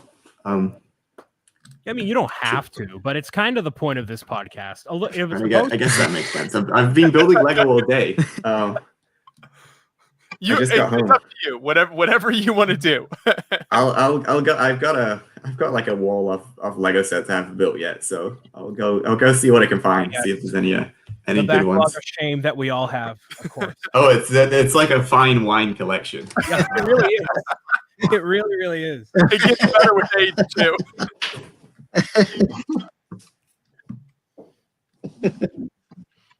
I think everyone at Lego at least has that, the wall of boxes that they haven't opened or plan to open, and then by the time you plan to actually use the time to open it, it's worth about 5 times what you paid for it. So, then you're too scared to open it. There's something even cooler that comes out, and you're like, "Oh well, I should build all this stuff I have at home first," but then you don't because you want the new stuff. And then it's But Sam, you're a well-known collector. I'm sorry. You're a well-known collector of toys in general. So if you find a piece you're looking for years, any action figure, any Hulk Hogan figure, anything, and you want to have this figure, and you find it someday for a good price, and then you realize, oh my goodness, it's like you can get far more money for it. Would you still open it and it's yours, or would you resell it and say I could buy something else? You know what I mean? If you finally find the figure you're looking for in years, would you open it? Or would you say it looks good in this way and won't open it? I'm pretty guilty for leaving stuff in the box. that's my guilt. That I've got my own sets just here in the packaging. I don't even open them. Yeah, I've built this particular set. I built this maybe 25 times. I just don't feel the when I get home. So I don't know how Nick built so many of the Ninjago cities. To be honest, there's so many of them. I built a lot, and then I had like a break, and then like after finished making a lot of cities, then it's like, okay, I can have a break, and then the set comes out later, and it's like, okay, I'll make one more, but then I built that one mirrored, so that was kind of like a fresh experience. What is it like to build actually a set you've designed on your own? Is it different when you build it like in your office, and you still have all the right pieces already, and it's going to be released in 1 year, or when you actually hold the box in your hand and do you still open it and build it on your own like a child, or say, oh, I've done this for 20 times, I'm over? So one of the main things I think that kind of it steals a bit of the magic is that when we get a set, when the set comes in the box, it's ready to go straight off the production line. We get 2 sets. We get one to keep for ourselves and one to test build to make sure that everything's okay. To see that, like, yes, this is the correct set inside. So the first time that I get to build the set for real is still my job, and I still have like my quality spectacles on to like try and spot any mistake that I can find. So it's I don't get to enjoy it explicitly. I do it like it's cool to see all the bits finally and all the correct packaging, but then it's also I have to be take my time going through it and be super focused kind of thing. It still feels like work when you're doing that first build. Well, I mean, Lego design doesn't necessarily always feel like work because you're still playing with Lego. But yes, that is it's work though. You gotta stay focused and sensible kind of thing.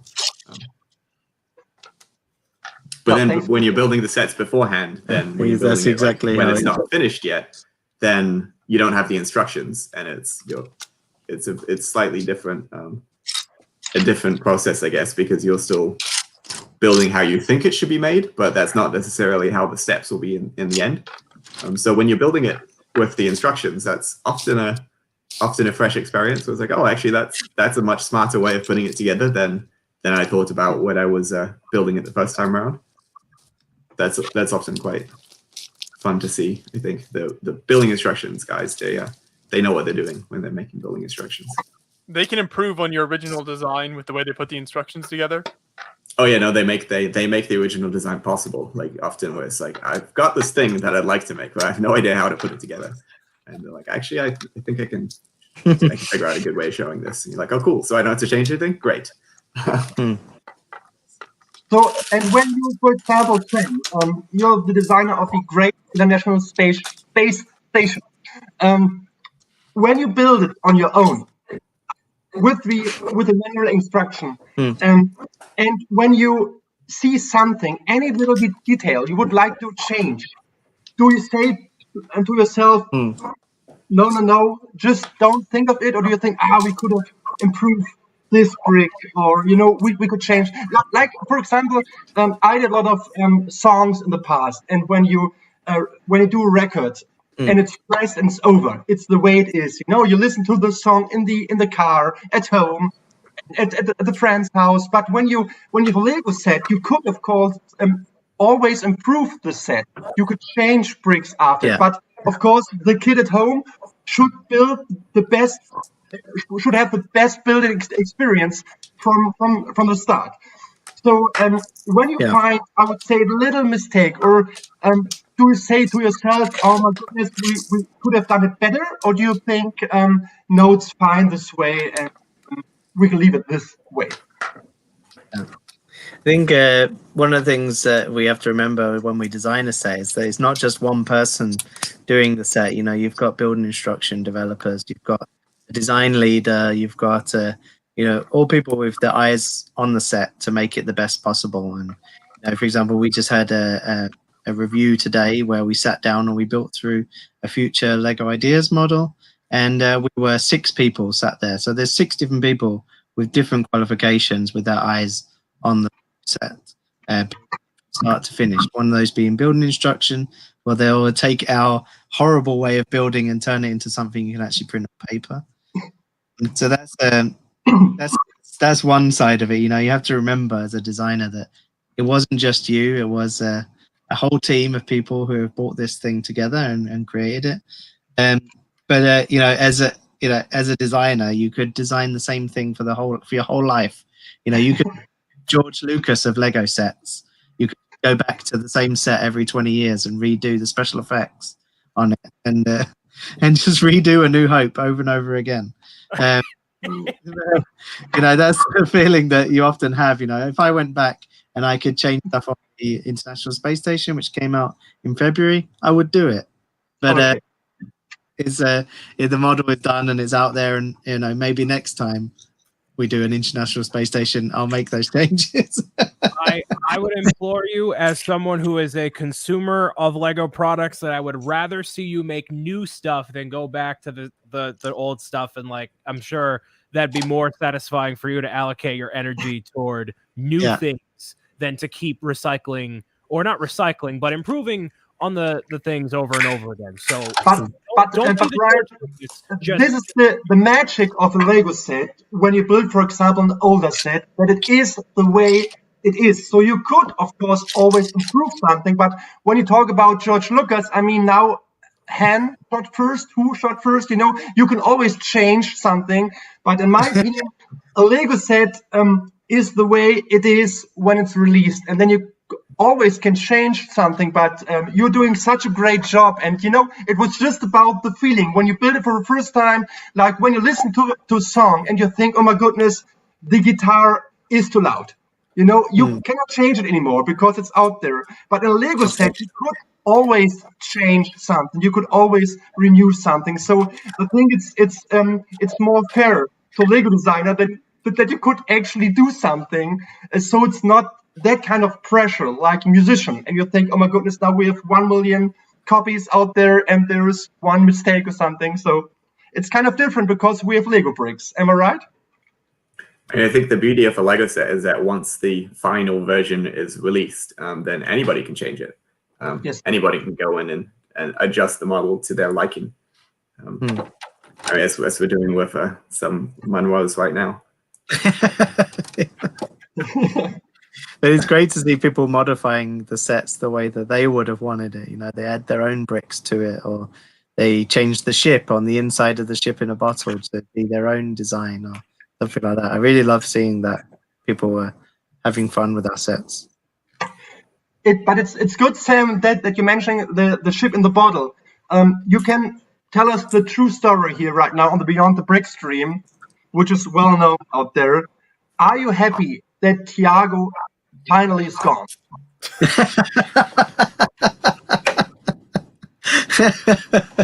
I miss that guy. He's doing really well on his YouTube channel. So I'm really happy. It's amazing to see how quickly he's grown over there. So yeah, it's awesome. Really incredible stuff he's doing. And he might be watching, so I can't say anything bad about him. Ciao, Thiago.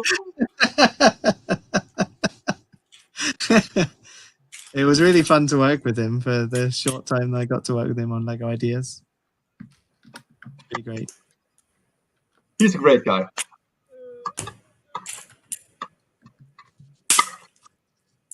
So my design that I'm assembling this over here, it's off by 1 somewhere. I don't know where. It's off. Oh no! Oh no! Should we do some Q&A? Oh, like some tech support. Can I? Yes, you gotta get on the stream, Brian. Did you turn it on and off? Did you turn it on and off? Can you unplug it? You tried taking all the tiles off and on again. Start from scratch. It's the only way to be sure, right? Well, now that I have the fixed separator, I can do that with ease. Give it a go.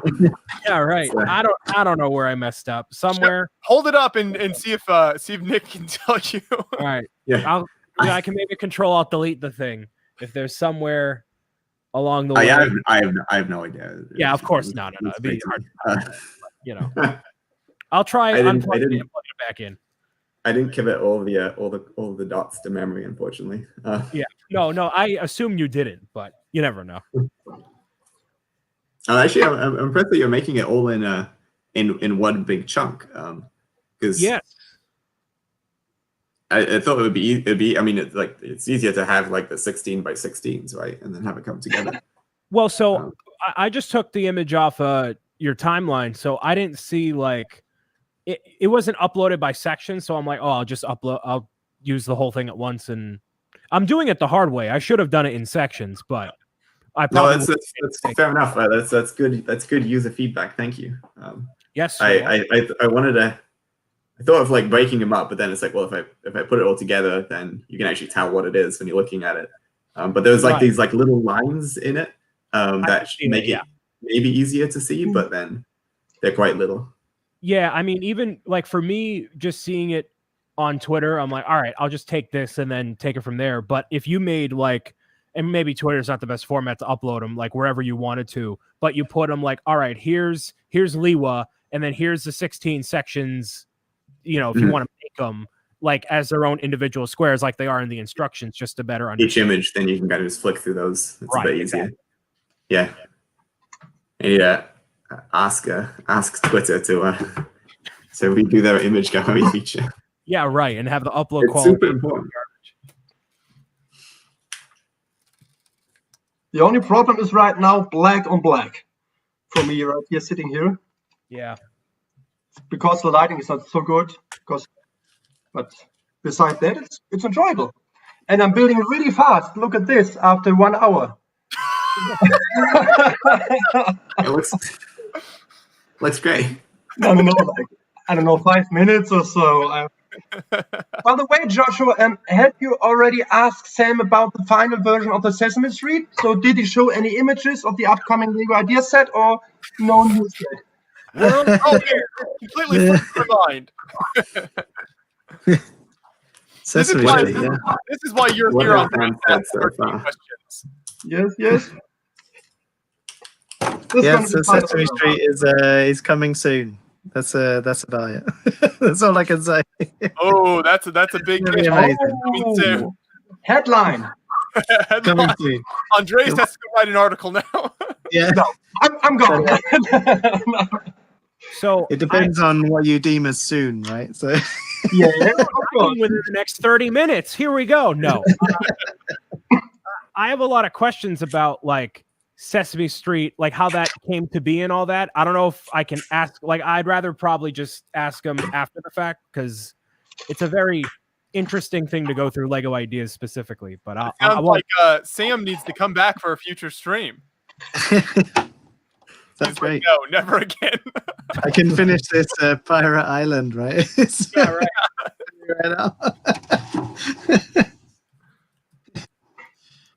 Nick, did you end up choosing a set to build or? Oh yeah, I did. Yeah, I'm building this one. Look at that. Oh, It's, that one right there. That's There a you beautiful yeah. set. it's fine vintage. It's this car. Whoa. Joker's Lowrider. What is that? The Joker's Notorious Lowrider. Isn't that great? From the classic Lego Batman movie. Yeah. I built this one. It's a great set. Do we know the name of the design of this one? Nick? I cannot remember off the top of my head, but maybe I can look it up. Because I built it. It's a really fun set. Oh yeah, it's probably in the book, right? Yeah, well, I'm looking for the Lego Batman art book, which should be on my. I don't know, I can't find it. Also, if anyone else has any questions for either of these guys, I'm sure, nothing too scandalous, nothing too crazy. But, we can't get any release dates or any upcoming products or anything because they can't talk about that sort of stuff. But Okay, anything anyone else has questions about. We've got Jake Sadovich in the chat said the Lowrider was a really fun set to build. Yes, it's a really, really fun set. Spoilers. I'm still building the set. Oh, I'm so okay. We don't want to ruin it for you. Oh, spoiler alert. I'm really sorry, Nick. I'm so sorry. I didn't know it was a great set. He thought it was making my kind of a opinions. mediocre one. Well, I want to find out for myself. The only problem with those Lego movie cars, Batman movie cars, is that they are too big to include them in the city. That's the only thing. I mean, when you're a kid and just play with the sets, it's totally fine. It's awesome. But as an adult, when you would like to see a car in your city, it's too big. Then it's It sounds like you don't have a big enough city. Oh, yes, you're right. I'm sorry. It's because they're not in Lego City; they're in Gotham City. So the road plates are much wider in Lego Gotham City. Much bigger road plates. Sam had that answer prepared. Yes. But by the way, shout out to Room Copenhagen. I was joining this stream for 3 minutes earlier on, and I bought 2 more boxes. So I found those at Aldi in Germany. So I have 2 more black boxes. I really like those big boxes. I don't know why. I'm kind of obsessed. It's like my dream is to build my own house where I just sit in, and build my own Lego sets. And now we just need the door piece. Yes. Yeah, that's a story. Shout out to Room Copenhagen. Make a door piece and maybe window. So here's a question from the chat here for both of you. Mini Brick asking, do you guys, as designers, enjoy working with original ideas or with IP-related properties? Which one's That's a good question. That's a good question. I've been working with original ideas for most of my Lego. Well, sort of, yeah. I mean, I've been working on Ninjago, and then Lego Ninjago Movie, and then Lego Movie 2, and then a bit of Monkey Kid as well. So those are all kind of like original stuff, and that's a lot of fun. I like the freedom of being able to like make up something. But then I've also been recently working on some IP stuff, and I really enjoy that too. Because I've had a lot of freedom as well on the IP stuff for interpreting things. It's just kind of like you've got a different source material to draw from. I guess there's like there's some fun things for both approaches. One of the fun things about IPs is trying to like get as close as possible to a particular design, to like capture details with Lego and sort of translate them, which you can't do so much with an original idea, I guess, because you're sort of making it from scratch. It's a bit of a different juggle. So yeah, I actually like them both. They're both quite fun. And do you find that working with one IP or one sort of project over another because of the people who have the IP, like some are more strict than others, I would assume, right? I don't personally know because I've only worked with one so far. Okay. And yeah, I think different partners have different styles, I guess, and there's different things that they're looking out for that are important to get right. I guess Sam has a lot of experience with that. Right. Yeah. What's your preference with that, IPs? The thing I love about making your own things, like your own ideas from your brain, is that you can be inspired by all kinds of things. You know, I did a model for Legends of Shima that was basically inspired by Leonardo da Vinci drawings. You know, it's like this fire eagle with the wings open up. Yeah. And I took that design, I prototyped a Technic build from Leonardo da Vinci drawings out of Lego Technic. And so that for me is like a super cool thing, is you can just be inspired by, maybe it's the way that something opens up and you can just steal that and bring that into a Lego set. And it could be from anywhere. It might be a washing machine. How does that work? And, you know, or, you know, it's just something off the top of my head, or a lamp that you've seen. You know, what if there was a mechanism in that lamp that made it move that you could translate to Lego? Really love that. Then working with IPs is really jumping into a world that maybe you're not even a fan of, because we don't always get to decide which team we're on. So, you know, I was hired into the Harry Potter team, and in the first day I had an argument with one of the guys there because I was saying, there's no dragons in Harry Potter. You're thinking of Lord of the Rings. And it's like, we had this huge argument about it. We watched the first movie, and I think there's a dragon in about the first hour of the movie. So yeah, there's like very wrong. Dragons. It's fine. But it was just like, well, then I need to know more about this movie. And I, you know, gradually I was reading all the books. We went to the exhibition in London to see, you know, the costumes and the design. Like a total appreciation for something that you weren't originally even interested in. And then, you know, removed from that team was like horrible, because I had invested so much energy into, wow, I want to know more about this IP. And you know, it's just becomes a part of your life, and you get to know these characters really fast. You know, you really are thrown in the deep end when you work on an IP. And so I really have enjoyed doing that. And Lego Ideas, we get all kinds of IPs that, you know, Lego suddenly gets, you know, like, so watching Friends again that I maybe haven't seen on TV since it came out, since like 2005. So just trying to refresh your brain of an older IP or TV show, movie, something like that, which is really great. Or having to read a comic book based on a superhero that you've never really been into, and you can really get into it. So that's really fun way to work at Lego.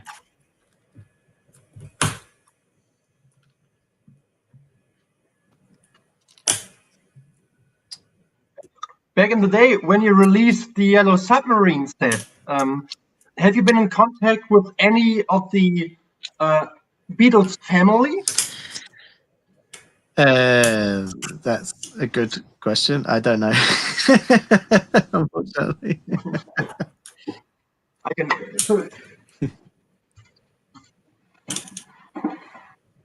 I believe I do believe the family of George Harrison actually have this on display in their home, like the Yellow Submarine. Justin Ramsden can correct me if he's around. It's a lovely set. It's still a beautiful set, and The display case looks great. Here's a good question from Andrew in the chat. Are there any old themes that either of you would like to see come back so you could design sets for it?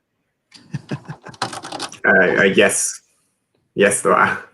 For sure. Would that be Galador for you at Prince Galador? Would that be? I mean, that would be pretty cool. You have a poster there, wouldn't? Yeah.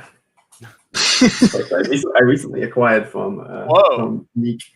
This is a nice big Galador poster. Yeah, Galador would be pretty cool. Although it would be very interesting to interpret it into the modern Lego system, because I think a lot of it was built around the product line kind of thing. Of like, these are action figures that swap bits, and then that was very integral to the. Like, I guess you can't swap bits with minifigures quite as well. So, what would Galador be as a new thing? Would it be still Galador, or would it be something different? I don't know. But most Lego themes would be quite nice to come back in some form. I think there's a lot of people, a lot of designers that grew up with Lego that would love to work on the things that like were from their childhood kind of thing. And sometimes we kind of already do that through Lego sets, sort of like we take inspiration and pay homage to previous things. So in that sense, it's also nice to kind of like strike a balance between making just explicitly bringing back an old theme and finding a new way to make something new that also kind of draws inspiration from classic stuff. Like the haunted house set with all the throwbacks to like the adventure. Oh yeah. Yeah. That one's quite explicit in its throwback. I went out and I got the Ogle Command Center because I was reminded of one of the little skull head things in the haunted house, and I'm like, oh, I had that set as a kid. Let me go get it, and then I bought it, and it's right over there, right near the haunted house. So good job with that one. Placing everything in there, making it look it's like subliminal right there. It's good stuff. Brian, did you figure out the problem? No, I'm just rolling with it. I decided I'm gonna build up to the same point on Liwa and then just try to correct the top portion. So we'll see how it goes. I don't know.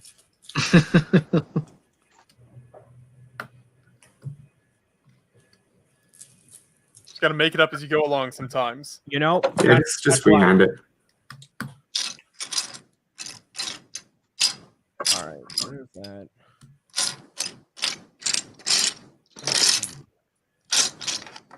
Brick Star Wars boy in the chat is wondering if the brick separator will be exclusive to art sets, or will we see that pop up in other sets as well? At the moment, it's exclusive to Lego Art, yeah. But it's not bound to Lego Art, so it could be the case that it does move into some other sets. It would be great for dots, for example, to see there. Maybe they have to change the color, but that would be a great addition to their sets. But yeah, we haven't locked it to Lego Art. But, let's see.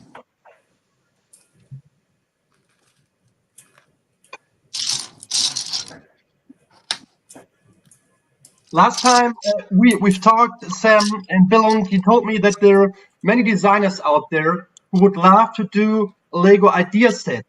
Do you see the same thing is happening with Lego Art now, so that people come to you, hey, I would love to do a Lego Art of, I don't know, The Who or something else? Are there people out there in Billund who would love to design a Lego Art set in the future? Yeah, I think so. It's a very complicated product line, though, so especially in the design of it. So it takes quite a while to design one of these images. But Nick, for example, he's been around the team with some ideas. A couple of things, yeah. Dropping some hints here and there. So yeah, it is a similar thing where people get excited about, a particular IP, or that they see as could be a great fit as well. So someone might come with a suggestion for a movie or something that we could try out. Great to hear. So, Nick, we were talking earlier about like the idea week where people pitch ideas at Lego in regard to anything. I'm curious if you have pitched anything that has either come to fruition or was very quickly shot down because they were like, no. Happen. I've pitched a lot of things. I think there's something that I pitched that is coming soon. But then, yeah, I think in general they're very they're very professional with feedback. So maybe all the ideas that were like immediately shot down, they didn't stay as such. So they're like, oh, no, that looks great. That looks great. That's You're not like, that is the worst idea we've ever heard. They're very polite. I'm just gonna put this in this cupboard here and just throw it away. I think one of the challenges is always that there's so many good ideas and so many exciting ideas that we have, and it's also about just trying to like find the right time and place for them. So there's a lot of things that are just sort of on the sidelines, ready for the opportunity to happen. So I think that's what's happening with one of my ideas. I mean, we already confirmed that there's a pool going to get an Andres official Lego art set, so you can confirm that here as a part of your ideas week submission. We already know, right? If you want to say it. So I mean, you can say what you want. I haven't suggested this yet, and there'll be another cycle coming around, so I'll have to keep that in mind. So yeah, keep that in mind. I want to see me and Sam. We can team up on that one. Right. Talk to Andres. I was saying earlier to Sam, I want to see Andres' face right underneath Darth Vader in the back of the pamphlet of all the art sets. So there you go. It'll sell at least 3 copies, at least 3, and I'll buy 2 of them. I love you, Brian. You know Love that. you too, man. Love you too. Brian just gives these fantastic ideas out for free. You don't even need to pay him for these. He'll just keep. I mean, I'll take a flight to Denmark to preview Andres' art set, but you know, that's fine. Were any of you guys on the fan media day when I previewed Lego Art? Any of you guys on that? I haven't been there. No, I haven't been because they told us I have to stay for 3 days, and back in the day, my daughter haven't been at school, so I couldn't stay the whole time. And they told me, okay, you have to stay the whole time, or we kick you out. So they kicked me out. Okay, we had it totally online. fine. It's totally fine. We had our presentation online, and one of the people in the chat asked to see the Darth Vader close up. So I moved closer and I snapped it in half in front of a live crowd. Absolutely destroyed it, and it just smashed to 1,000 pieces on the floor. Oh wow! So you don't really want to come to a Lego Art preview if I'm around. Coincidentally, you've not been invited back for fan media days next year. Yeah. No, but I mean, Josh, John, and I, we have met at the fan media days for the first time, and even this summer I would love to be there, but it wasn't possible because of my daughter again. But I heard from other guys that it was fun and great opportunity, at least to see some new stuff. But hopefully we will see again next year in person after pandemic and have some fun in Billund.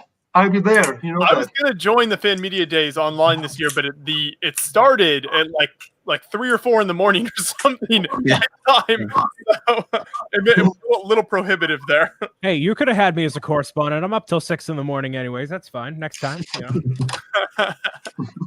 That's true. I guess I could have tapped in after you left at 6 in the morning. It's all good.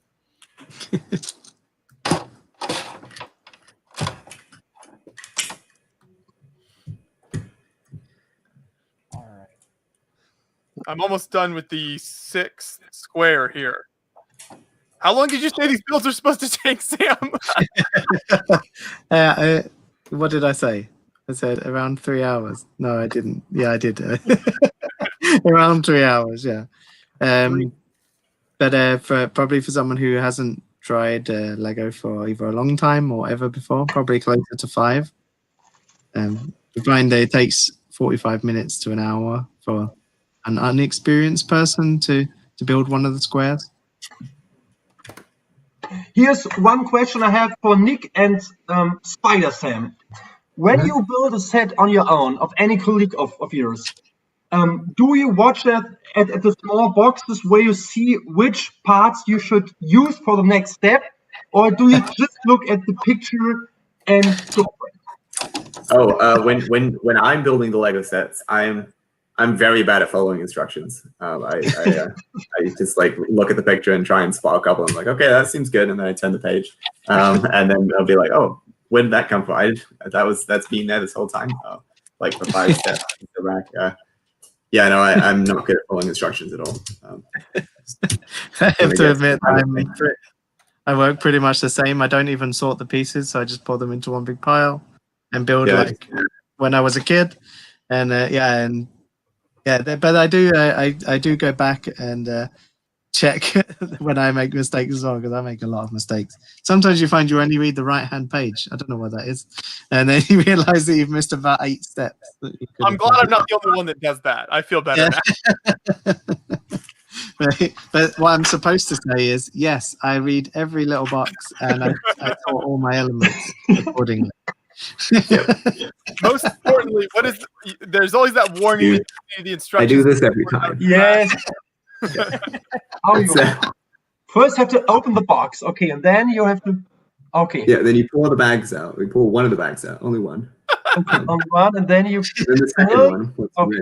Okay. Sam, are you paying attention? 4 easy steps to success. I do miss the one about like there used to be a graphic where you pour the bricks into, like I said, don't pour it into the grass. Yes. That was disappointing, because I love to build like that. I just had like a little tray of grass that I poured. But really have to say. Okay again. Oh, sorry. I mean, as a kid, when building set, I mean, Brian, you're young, but I'm old, and Sam, you're not so old. But when we've been younger, we put all the bricks on the table, and I remember, and I bought the tower bridge like 3 years ago, and I told Jamie, finally, I bought your tower bridge, and he told me, okay, just beware of, we have no numbers at the backs, so we have to put all the bricks on the table. I told me, yeah, Jamie, it's totally fine. I'm a pro builder. I will build this. But it took me really long, and then first time ever, I sorted the bricks, because it's really hard when you have no number tracks to build it in a smooth way. So I really began to sort at least the ton parts, and because you have all the bricks on the table and it's a mess. But that's the expert strategy. You sort the bricks before you start building. It goes much smoother. I think like when we're building through our sets, like when we're designing them and sort of testing out different themes, I think approach that differently as well. Like, do we build it just like fresh out of a bag without sorting the pieces, or do we take the time to sort the pieces? The expert sets and modular buildings, they'll always take the time to sort the pieces first, because there's such a big bag you need to do that. So we assume that people will do that. But then for other sets, if it's especially like lower age sets, we know that a lot of kids don't take the time to, like, they just want to get straight into the building. So we do our best to make sure that the selection of bricks, it's still easy to find bricks, to spot them, even if all the bricks are kind of shuffled together. Yeah, of course. But the tower bridge has been the last set without numbered bags. So because it's so old and it's been out there so long, I mean, there's a new packaging, I think, but still it was the last big set without numbers on the back.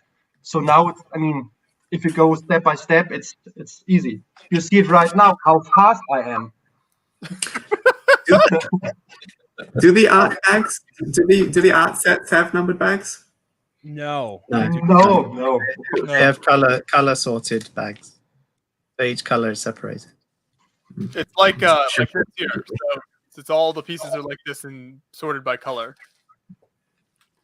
What I really appreciated when I was building the bookshop that's lit up behind me there, right behind my giant chair and head, is that in previous modular buildings, the bags were like massive. There was like only 3 numbered bags, but there would be a ton of pieces in each. But I really like it when there's a smaller number of bags. That way, like, all right, if I have to go do something or if I have to leave it for a while, I don't have a ton of pieces left over.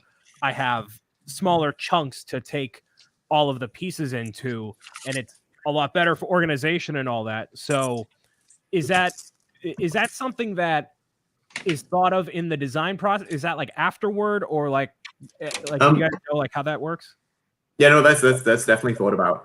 We usually try and like think about how big is the bag going to be, for how long will it take to build, and yeah, that's a big point of thinking for us, where the sort of bag splits lie, so that each thing often, and you'll see this a lot particularly in city sets, like each bag is like a particular thing, so that once you're finished with the bag, you've got something nice that makes sense. So finding like logical sort of stopping points within each bag is a consideration that we do sort of somewhere through the design process. Normally a little bit later, like there's no point thinking about how I'm going to split this up if I don't know if I'm going to be doing this thing yet. But once you know that, okay, I'm making this particular model, then you can start to think, how will I break it down into its bits and make those different bits make sense. Yeah, we experienced that with the city sets with this. Brian and I built the new, is it called the main square city set? Oh yeah. Last stream we built that, and yeah, each section had its own part, bag for each part. Yeah. And that also that it would have also had separate instruction booklets for different parts too. It had like the most instruction booklets I've ever seen in one set. That's also like a thing we think about, where it's like that's like a neat opportunity for multiple people to build together. If there's separate instruction booklets. So I'm done with the first plate, Sam, and I really have to say this is enjoyable. It's really interesting because I thought I wait till I build this on my own, very relaxed way, listen to the podcast, but it's really enjoyable. It's a different kind of building. You can do it, just talk about stuff, about Lego related stuff, and just build it. It's really fun, I have to say. So far, so good.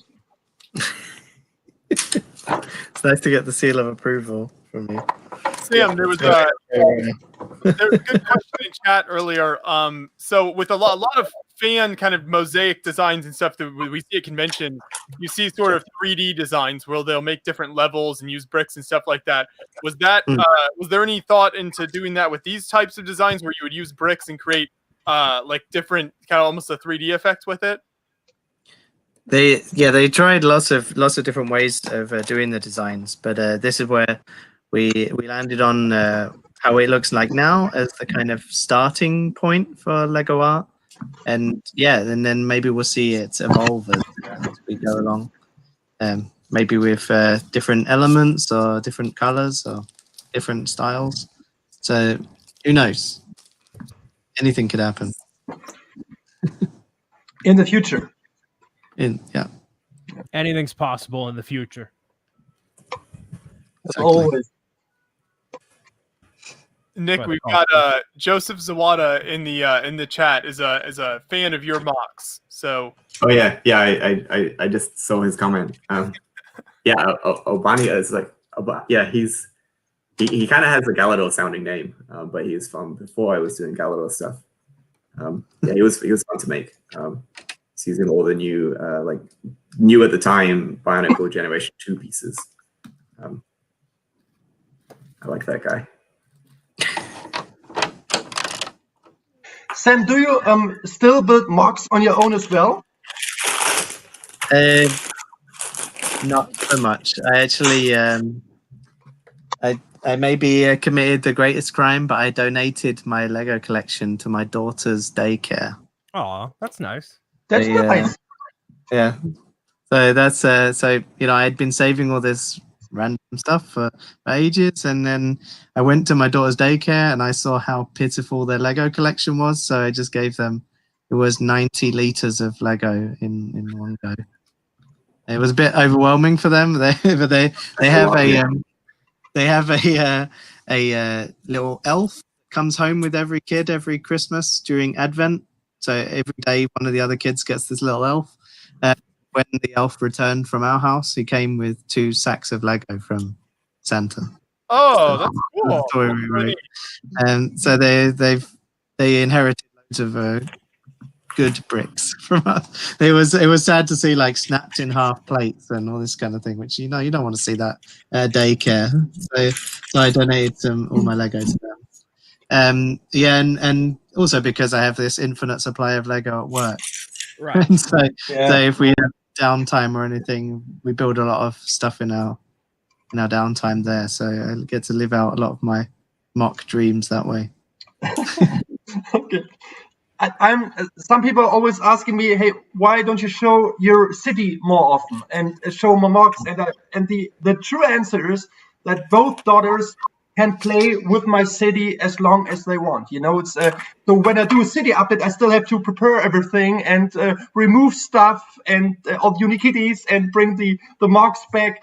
But this city is for playing. So my daughters can always play with my bricks. The only thing which is always complicated, I have my own sorting system there. And Papa, may I have 1 brick? And then the madness is going on. And maybe 2 of those. Oh, you have this color. Great.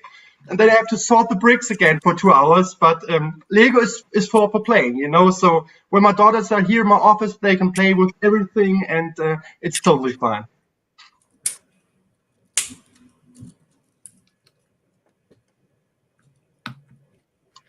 Oh, you're muted, Sam. You got your microphone off. I haven't there. I was just saying when during the summer when all the schools and the daycares they close down, you're actually allowed to bring your kids to Lego whilst you're at work, so they can be with you whilst you have to work, because maybe you don't have holiday days left or something like that. But that is just like, imagine an infinite playground of Lego bricks. So when we go to the library of bricks, my daughter, she just goes crazy. Like, I need 1 more mermaid tail and 1 more starfish, and I need 1 more of this and 1 more of that. And there's like 50,000 Lego elements to choose from. Really insane. It's really good to seeing like what are the most exciting Lego pieces when you've got all the Lego pieces in front of you and seeing which ones the kids just like, oh yeah, I need hundreds of these, please. Yeah. Please. All these jewels and random animals being put together is amazing. So they've been in the design house, in your apartment. So in the design, how you call it, the design headquarters. Yes, Innovation House. Yeah, Innovation House. That's the name I was looking for. Yes, there's a huge stock there. It's pretty crazy.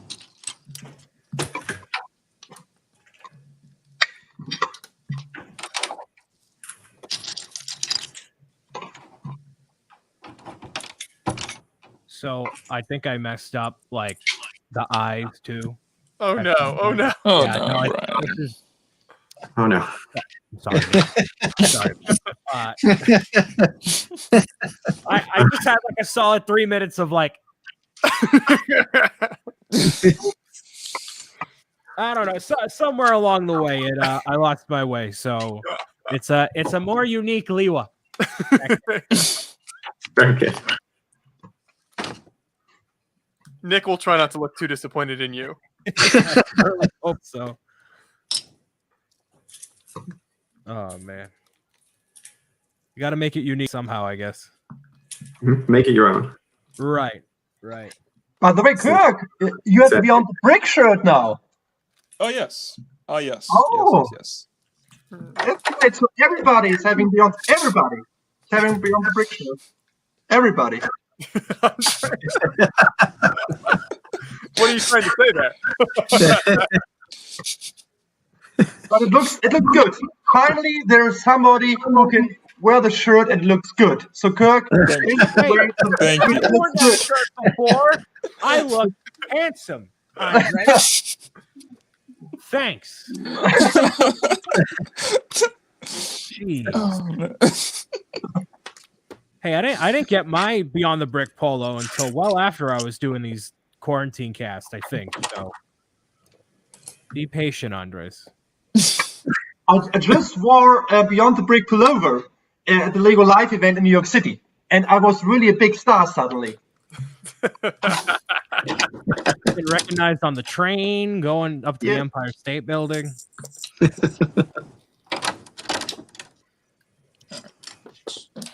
We'd give you a shirt, but then the power would get to your head and it'd be too much. Yeah, look what it did to me.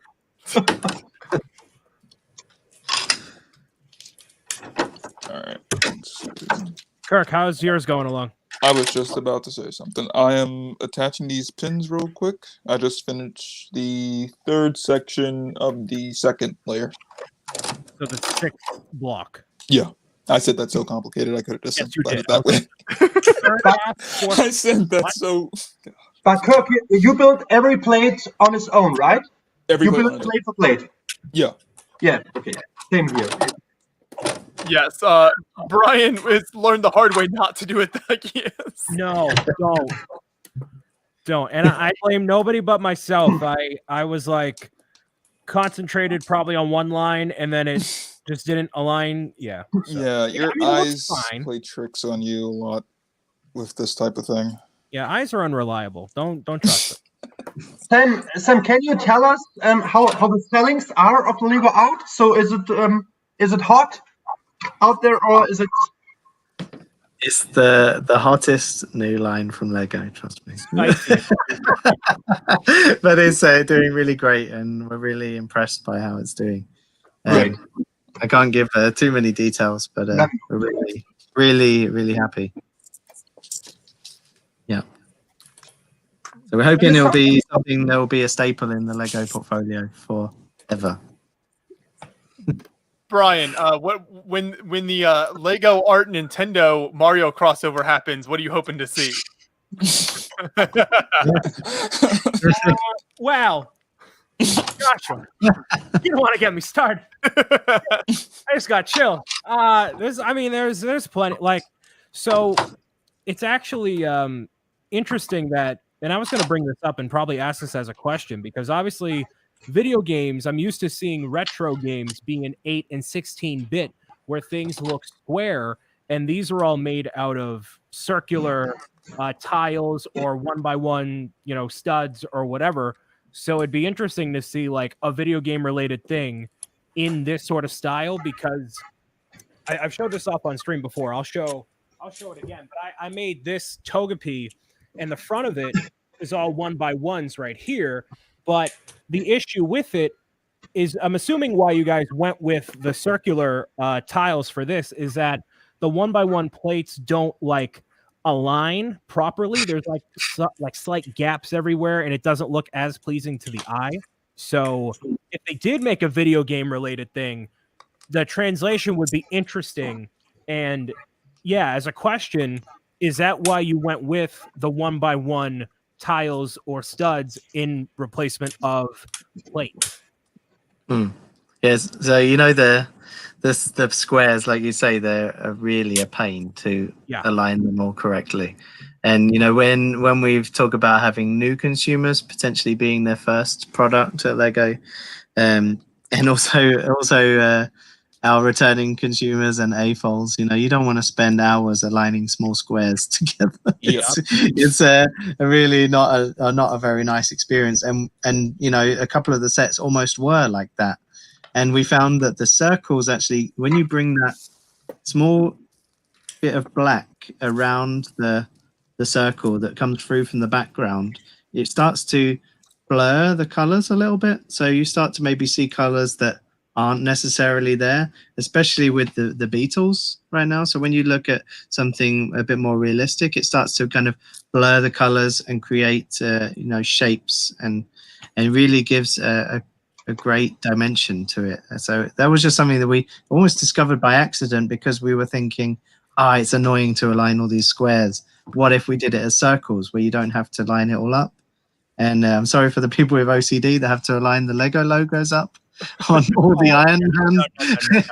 Not doing that. People like that. But when you don't necessarily have to, and the great thing about art, it can look thrown together, and it becomes a part of the artwork that all the Lego logos are. crazy. But then twisted. I think you've already answered the question for our interview we did like 1.5 years ago. But what was the reason that some builds have no studs and some builds have the round tiles with studs on top? So this is without studs. So what was the reason? You already answered this. I'm sorry, I forgot. Yeah, but maybe that's you okay. twist it for the people. But the Beatles and Marilyn Monroe, they both have the tiles, and then the Iron Man and the Star Wars, they both have the plates. And we're really experimenting. So we're at very early stage, as I mentioned before. So we're experimenting, see what's the most desirable and the most successful. And we went with studs for the two Disney IPs, so Iron Man and Star Wars. We went with the studs for those because we felt that they were known to Lego, so we wanted to give it a more Lego-ish feel, especially for those fans that have been with us for a long time. This is probably the one that they're more likely to gravitate to is maybe Iron Man, to add to their Iron Man collection because it's an offering they've never had, or the Darth Vader, Darth Maul, Kylo Ren, because it's, again, not anything like they've ever been offered before. It's not a spaceship. It's not grey. It's really something totally new. But we wanted it to fit with the Lego-ish feel. And then the two that are relatively new to Lego, we thought that let's try it with the tiles and see how it goes. And between the 4 sets, we were able to offer 16 new coloured tiles and plates, I believe. So we really were able to offer a whole new range of colours to Lego as well. It was just we're just trying out the palette and see how it goes. Maybe eventually it's different shapes. Again, the alignment issues. Let's see, but we're just trying stuff out as we go. Speaking of alignment issues, real quick, here's my Lewa right here. So it's not quite centered, and there are inconsistencies across the board, but I think you can tell what it is. It looks great. No, it looks good. Like Lucas mask. There we go. So that's the point. Yeah. So it's supposed to have 3 studs wide on each side, and I should have known because I did this side first. I should have realized, but I was so enthralled with the conversation that I couldn't focus on building. So this is what I got so far. And yeah, I think it looks fine. So it's going to be in the background for a while. I did not apply the black studs because that would have taken, or tiles rather, for a while. So I may or may not remake it into my Bricks O'Brien branding because the yellow and the blue are right on point. So it'll be here at least for a while, Nick. Cool. And to wrap up my thought on what Joshua said earlier, what I would like to see if they did a Nintendo or video game related thing, I would like to see something pertaining to the 16-bit era now that we have the 8-bit era covered with the NES. So I think having a Super Mario World type thing on this. Here we go. But also I could see something like this for Breath of the Wild in terms of a portrait of Link. You have a separate one for Zelda and something else.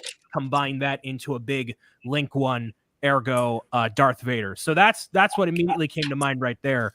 But obviously y'all know what you're doing. So I trust whatever comes down the pipeline, I'll be happy with in any regard.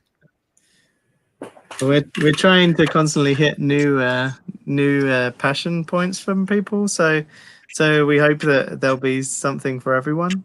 But let's see where we can take it in the next year, 2. I'll put my phone number in the private chat here. You call me up 4:00 in the morning. I'm ready. Denmark time. You need help? Not that you need it, but he's like, Brian, you're the only one we can turn to figure this out.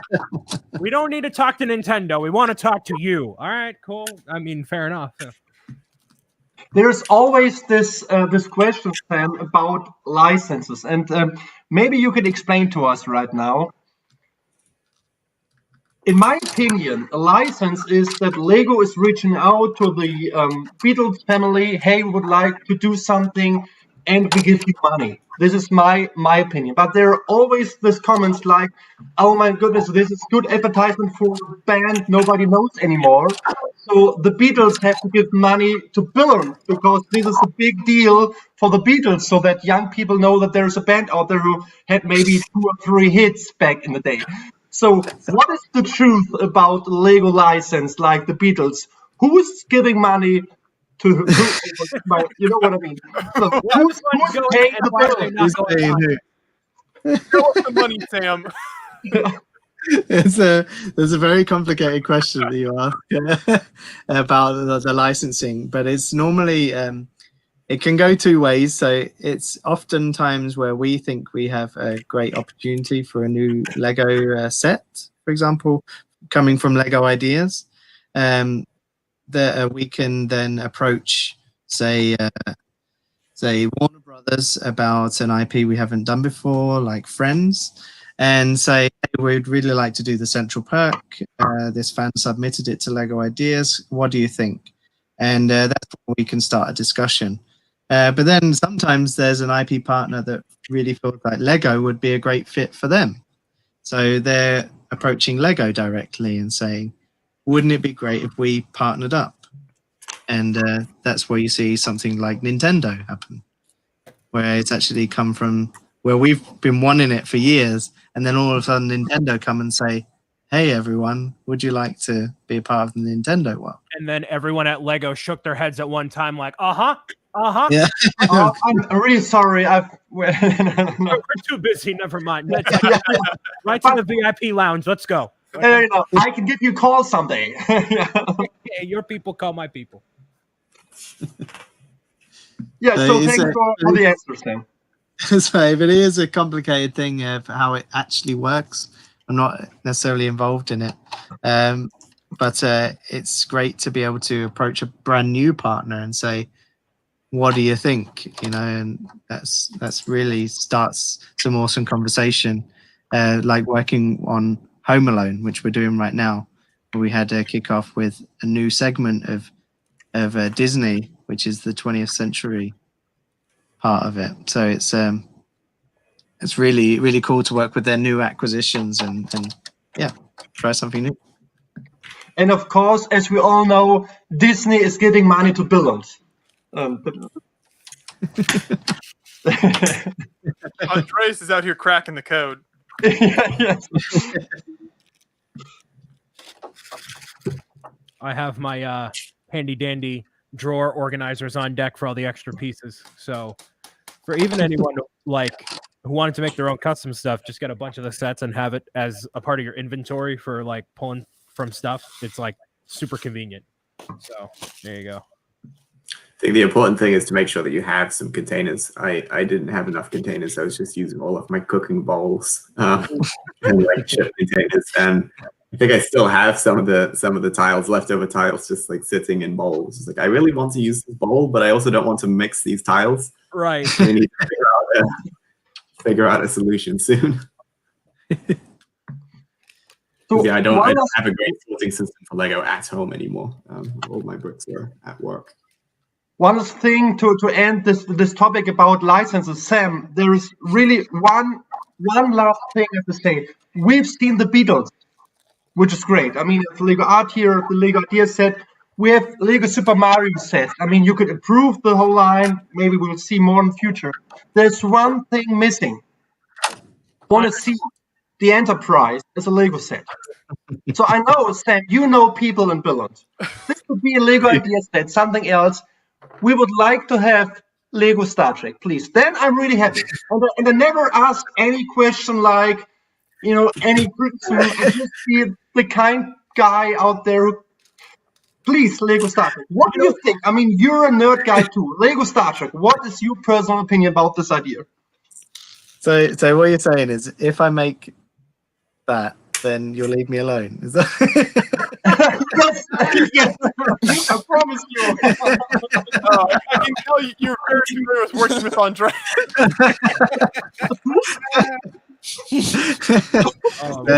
I totally hear you. It would be awesome to what I'm gathering from this show today is that, you know, everyone at Lego has a day where they pitch all these ideas, whether they go through or not. There needs to be a day where like the fan media can walk up and be like, hey, you should do this and this and this and this. And then all of you at Lego can just be like, it would be great to work on that. And we all walk away. Same thing, just so we can get it out of our system, you know?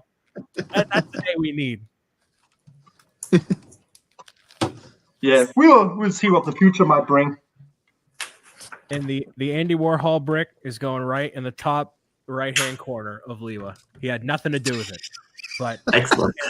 there he goes. Thanks, Andy. Appreciate your hard work. Appreciate you, brother. So you guys here today, if you could have any Lego art sets of anything, what would it be? I mean, I can come up with another answer that isn't just Mario. Boy. I mean, I could do this all day. Oh boy. No, I think like something video game related, like has to happen just in regard to like the 1x1 nature of these pieces and pixel art in general. Like seeing, you know, obviously Pokemon is a separate case, but like this just makes sense and it looks good from like a sprite perspective.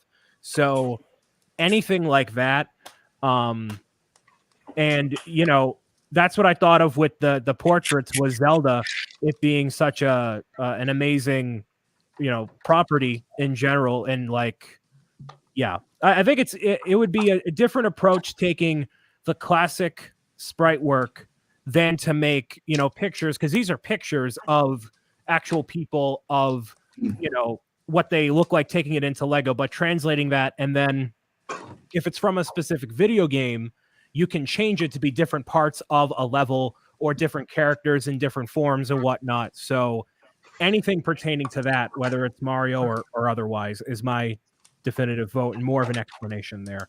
I don't know about, I think Andres has an answer on deck. From that smile, I see something. For that happy road. Thiago told me a few weeks ago that I'm obsessed by a mod of mine. It's this strawberry set. You are obsessed with that little weird strawberry. Yes. I show this every time because this last mod I built like 10 weeks ago or something. So I would like to see a big strawberry. Give us some fruit. Because I mean, this would look perfect in the kitchen. A 45-year-old woman would buy this. A man would buy this for his apartment. Think of the opportunities to have a big strawberry. So this is my wish. I would love to see Lego art strawberry. So, hold on, wait, Andres, you have the opportunity to say anything you want to these. Yes, anything. I can say anything. And I would love to see a strawberry. Andres, you are a treasure, and I hope you preserve your integrity and yourself forever. You are the type of person, if I had to describe to someone you as an entity in this world, I couldn't. You just go beyond. Anyways, Kirk, do you have any suggestions, or not suggestions, but what would you love to see Well, okay, so Mr. Ghostbusters. There we go. It's perfect. You guys have, for example, with the Maryland, there's the 4 sections or the 4 different images. You can make the 4 Ghostbusters. That would be great. Back to the Future. I think I'm saying it off the top of my head because I have that poster in the background. But Back to the Future would be nice. Just anything that's like I guess like the popular sort of 80s movies, like Goonies or something like that. Like, that's just me though. I don't know how everyone else feels, but I would love to see Ghostbusters as an art set. That would be great. Before we hear Joshua, and I'm really hyped by his answer. I'm already, what will Joshua Handel would say? You can probably guess what I'm going to say. Brian, I just want to mention, this was kind of the true answer. Because, you know, we can talk about many more sets, license sets and images of famous people. But I think really that it is the good thing to have any fruit or something, you know, like something you would think of. And strawberry and would be the perfect big art set. So this is my wish to see a big strawberry. So now, Joshua, please. 2021 Lego art fruit. Yeah. Now, Sam, you've written down all these different things we've been bringing up throughout. yeah, yeah. Right? These are all just 100% winner ideas. We're just dropping gold here. I've been typing it up on my Lego ideas typewriter. While we're at it, can we can we just get like another DeLorean, please? Creator expert theme. That would be great. Just the same thing as the Aston Martin. I would love that. While we have the request form open, I would like a 10-foot tall Lego Mario shipped to my office. I'll give you my address. I'll pay for it, but Joshua, what do you want to see from Lego art? Joshua, go for it. Would love to see a series of historical figures. So that we couldn't have guessed that one. Imagine, I've got in my office all set up. I've got my history diploma on the wall, and next to that is just these really beautiful Lego portraits of historical figures. And they could be, if you wanted to group them, you could group them by era, or you group them by kind of what they did, by different, whether it's like rulers or whatever it might be, artists, just any historical figures. I think that would look amazing. So I think there's a lot of potential there for some really cool stuff. What is the name of your big hero we've seen in the museum in Hamburg, Joshua? Of the salesman who... Oh, Horatio Nelson. Yes, please, Sam. Nelson Lego art set would be so awesome. I explained. So, Sam, I finished my my master's degree in military history last year, and when I visited Andreas at the Maritime Museum there in Hamburg, they have these really cool exhibits recreating all of Horatio Nelson's most famous battles. And so I was taking Andreas through each one and explaining the importance of each one and why Horatio Nelson was such a brilliant commander.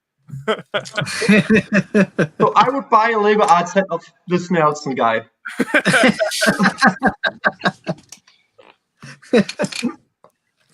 I saw a good suggestion in the chat earlier. What about if there was a Lego art set for the Lego logo? That'd be kind of interesting to see, and it could be like minifigure silhouettes or something like an original thing like that. That'd be cool. Yeah. I can't confirm or deny anything. But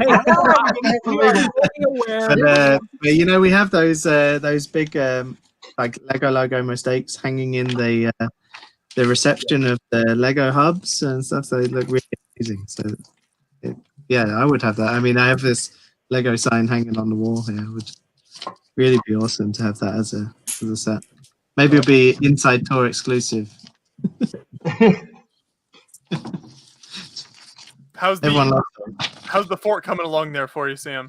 It's not too far. I'm on. This is step 22. And this is the model. Like it's 22 steps. Wow. You made some progress. That came out well. No.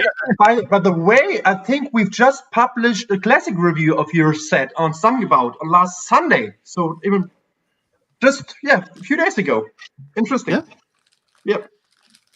Yeah, Jonas did it for a great author. I still have this set on my own, and the plate and the brakes, but it's not, never rebuild it. But it's a lovely set.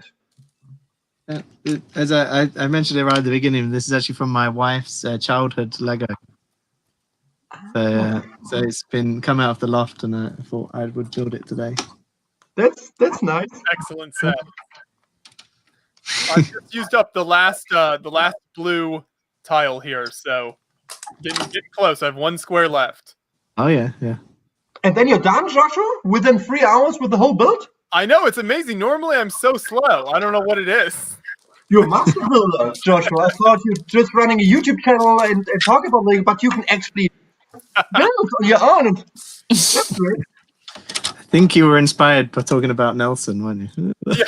Yes. Speeding up. Whenever I get inspired to greatness, I do think of Horatio Nelson. Andreas is very patient with me because I could talk about him for a long time. We spent some nice days in New York City as well, and we will all see again in 3 or 4 years after pandemic.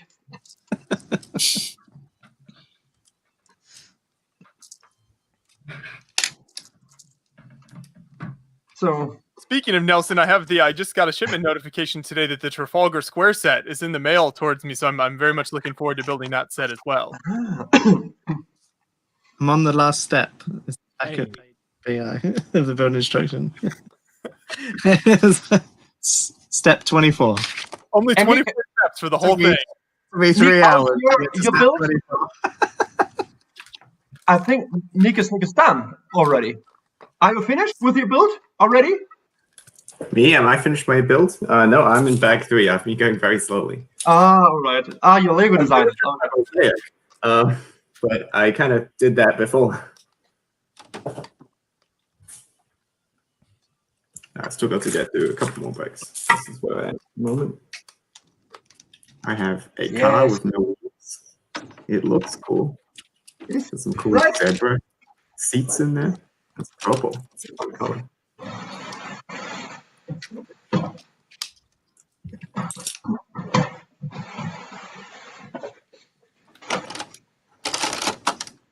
So Sam, what is your status right now? You are still a design lead of Lego Ideas and also Lego Art. Am I right?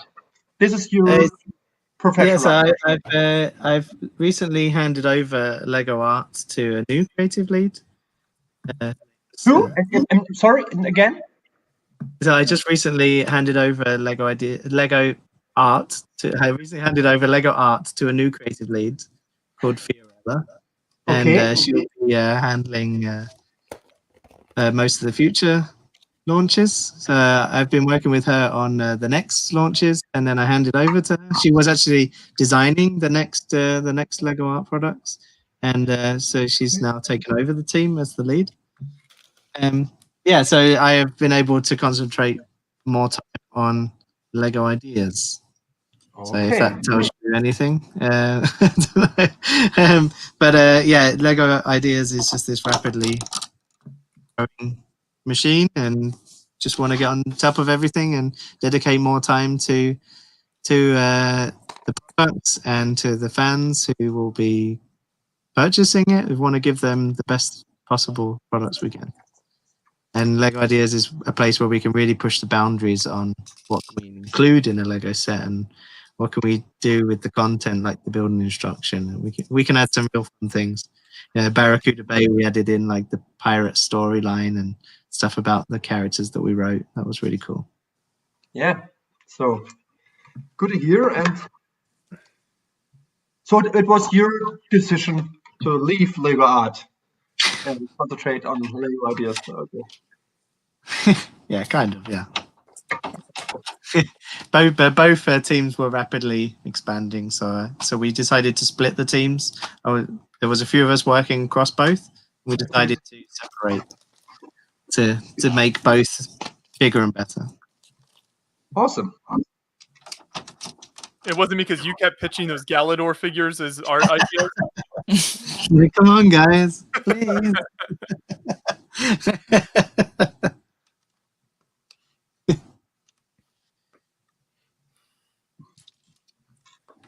So what was your involvement same with the piano? Did you have much with that? As we were talking about, Andreas and I mentioned earlier, we built that on streams recently, and very, very excellent set. So we really enjoyed it. Yeah, we had Wunsa. He was the designer of the set, and yeah, he built pretty much everything in the set. I actually was supposed to be the designer of the set at the beginning, and it was way too complicated. And one of the problems with it is that I don't play piano, so I don't have the right to be able to design a piano when you don't play it, you don't understand the instrument. It was great to be able to hand over to Wunsa. His wife is a piano teacher as well, so it was great to be able to let him come with his knowledge, and yeah, that was really, really awesome collaboration with him. And so we really added something to Donnie's original model, like being able to make it play. And yeah, when we saw the video that Donnie had posted on his original submission, and it's to this piano music that he had written, everyone we showed it to thought that the piano could play music, and we were like, no, it's just a soundtrack, it's not actually playing, and it looks like it can play. And so that was one of the things like, well, if everyone thinks it can play, we have to do something to make it play in some way. So we were trying out all different ways to try and make real music. That was really a fun challenge. And Yeah. this is so sorry, Brian. This is so lovely, and again, there's might an issue with the translation of it, or because I'm not a native speaker, but many comments, and this was kind of a shame because it's such a lovely set, but many people writing things like it is not actually playable because you cannot play the notes on your own. You know what I mean? So there have been some discussions about it, but otherwise everybody is loving the set. So I think it was kind of a marketing decision to actually release the teaser and the slogan. It is playable. Or am I not a native speaker? And again, it's a very lovely review of Joshua and his buddy who are playing it. Yeah, there are kind of two meanings. It is playable and it is not playable. So what do you think of the decision to actually make it the headline? It's playable. I think one of the way you probably should think about it is that if you really want a piano to be able to play the piano, probably buy a piano, right? If you really have a passion for music and maybe you love the piano and you already have one and you want just something to show off your passion, this is a Lego set for you, right? So this is really where you can show your passion for music. Nearly every famous musician has been a part of using a piano, like your favorites, the Beatles. I think you think about John Lennon, especially, loads of piano-based music. So it's really like if everyone can have a connection to it if they really love music. And this would be the perfect slogan for the piano, as you just stated. This is exactly. Yeah. So we don't want people to think that it's an actual piano. For starters, it doesn't have enough keys. That should be hopefully the first thing that you notice.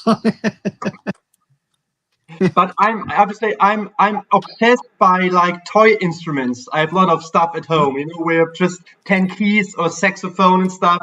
So it's always fun to play those kind of instruments. But I'm totally with you, and it's more, as you mentioned, it's I think the only time that we've seen a Lego set which has even more than the submission. I mean, okay, the Barracuda Bay as well, but like this 2-in-1 option, but really have the opportunity to see it play.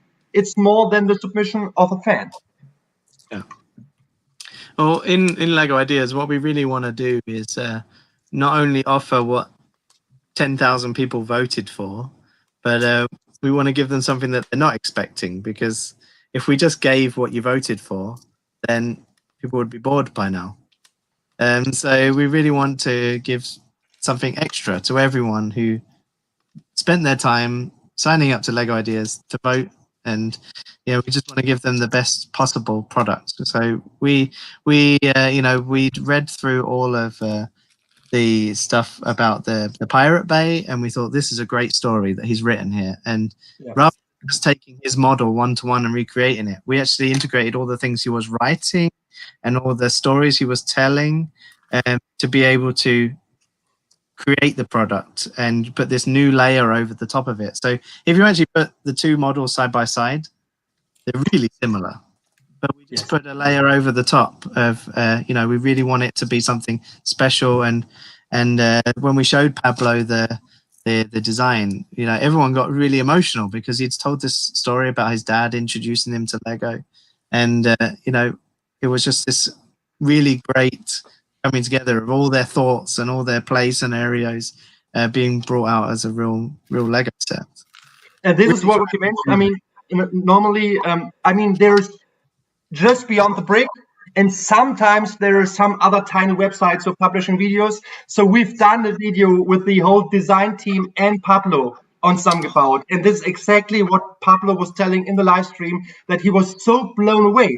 And before that, we're receiving comments like, "Oh, it's not the same," and the designer must be really sad. But it's the opposite. He was really hyped by the set and what is Lego done indolent with it, so everybody was happy. Yeah. This is a really great story too. So And we really want to do that with every set, is bring the dream to life, not just replicate the model one-to-one. So it's all about making someone's dream a reality.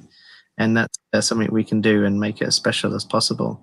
yeah. To add some small things in, like references, like Pablo's dad's name is on the sign, so it's like a tribute to his dad. And we get to do some really cool stuff, but in conjunction with the fan and with maybe an IP partner. So I can't wait for everyone to be able to see Winnie the Pooh when that comes out. That's going to be so amazing. It's really, really great to take someone else's original idea and try and translate that into a real Lego product using all our constraints and rules and everything, but then be able to offer something really, really great. So that's what I was gonna comment on earlier in regard I'm to. sorry, Brian. No, it's okay. Like with the with sets and whatnot, like that's what I admire about Nintendo a lot as a company, is that, you know, you expect them to give you what you want, but they always give you what you weren't realizing you wanted until you saw it. And that's what I appreciate about Lego as well. And I wholeheartedly agree with that philosophy, because as much as I wanted the first big Nintendo set to be Peach's Castle, 3,000, 4,000 pieces, it was the NES, something I would have never thought of out the gate. And that totally, you know, obviously turned into a success and is very good and a very amazing set in general. So not saying that I wouldn't want the things that I want, but I think bringing that different angle and surprising people is even better than just catering to everything everyone wants in the way they envision it. But that's also what Lego designers are meant to do, is turn the idea on its head into something more unique and run with it. So I agree with that.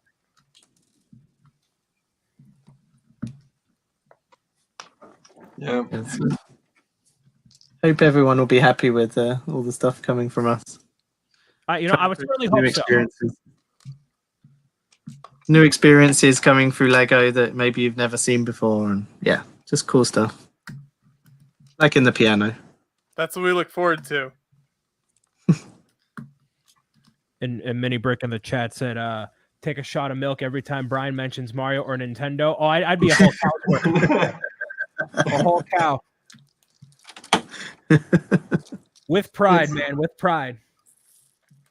So, Nick and Sam, are you both Nintendo fan guys, or more into other Sony stuff, or are you really into Nintendo as well? So, what do you think of the new cooperation in general? I'm sort of into Nintendo. I didn't really grow up with it too much, but I have played the recent Zelda game. I like that a lot. That's a lot of fun. So I'm sort of getting into Nintendo. I think I had a PlayStation growing up, so I'm more of a guess Sony. Hey, Breath of the Wild, my first Zelda game. So. Actually, mostly just played. But you know the story that the PlayStation was an add-on for the Super Nintendo Entertainment System, and they had a kind of agreement, and then they split, and then Sony said, "Okay, we're going to do this on our own." So the PlayStation was actually an add-on for the NES, for the Super Nintendo Entertainment System. And there are prototypes out there and stuff. And then they had some discussion going on. And then Sony said, okay, we're going to do this on our own. This is the reason the PlayStation's out there. It's somehow fun to know, but yeah, that's Andres, you're spoiling what the next UCS set is going to be. It's going to be that prototype with the big CRT. Come on. But Sam, are you a Nintendo guy or more into wrestling? It's a totally different thing. I mean, you can be wrestling fan, Nintendo fan. So my first games console was a Game Boy. So yeah, which came with Super Mario Land and Tetris. And Tetris, yeah. Here we go, Sam. I know we had this connection. They're the first two games that I got as a kid, and yeah, so I was pretty crazy about all the Game Boy stuff. I never really had the TV console though of like from Nintendo. I had a Sega Mega Drive or Genesis, as you may know it. Yeah, of course, Mega Drive. Yeah. Yeah, so I was really into that. I don't really yeah. understand any of those consoles that you're saying right now. You never had a Game Boy? What's going on? Everyone had Game one. was My friends, I didn't have one. Joshua, you're done. Yes. Well, I haven't built the frame yet, but Okay, so you're not done. here's the completed portrait. Looks good. It looks excellent. Very bright colors. I love how bright the colors are. It really makes it pop. Very nice. But Sam, just want to add this short story. I remember all the times when my parents gave me Lego sets when I was a kid. I remember on Christmas, because my birthday is very close to Christmas, I got the police station, the fire station, and the hospital. So this is one of my oldest memories I have. But I also remember when I was sitting on my couch and unboxing this big package, and that was actually the Game Boy with Tetris and Super Mario Land. I exactly know where I sat on the couch. I was so happy, and I still have the games. And so this is kind of those two memories. The first Lego sets and the first Nintendo games is awesome. And actually to see that there's a license now is perfect. I'm not really into this Lego Super Mario. I don't know why. Brian and I were chatting about this for days.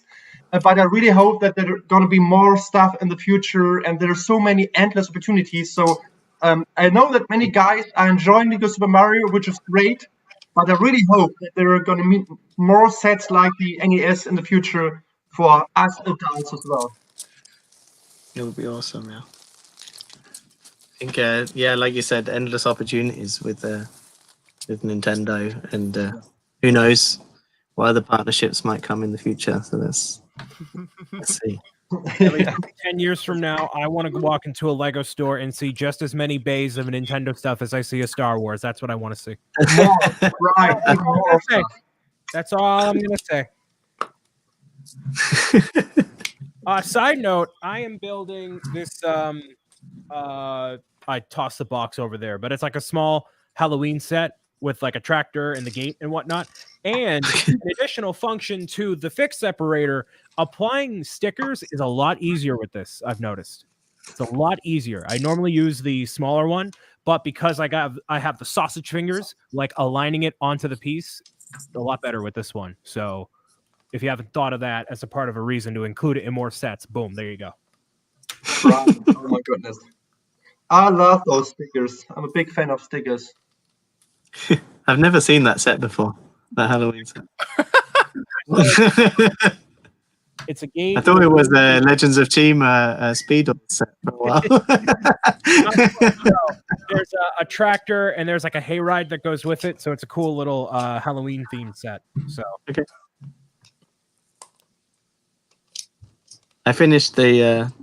Well, I don't even know the name of this model. this one. I finished it. There we go. There was a couple of pieces missing, but I'll steal those from one of the other designers. So, where did you get that set from? Was it like from the archives, or was it online, third party? My father-in-law dug it out of the loft. Oh, nice. So my wife and her brother, all their Lego was mixed together, and her brother separated all the sets. And yeah, I thought I would just build through it. I never had this set as a kid. Very cool. I still have that set built today. Actually, played a lot with that, like Imperial Pirates stuff growing up. So very, very cool. I love that stuff. So that was a lot of fun. My wife says it's the only Lego set she was ever gifted. She ever got gifted, so that was it's quite emotional for her to see it for real. Again. May I ask, Sam, is your wife involved in this whole Lego company thing as well? Yeah, so my wife, her name's Hella. She works in the department that creates new Lego bricks. That's where she works. Perfect. So you can exactly tell her which part you would like to have, and boom. It's a bit more complicated than that, but yeah, I try. I try. But she's in the department that created the roller coaster rails. Ah, great. This is great stuff. I have one big box here for any reason with all those parts.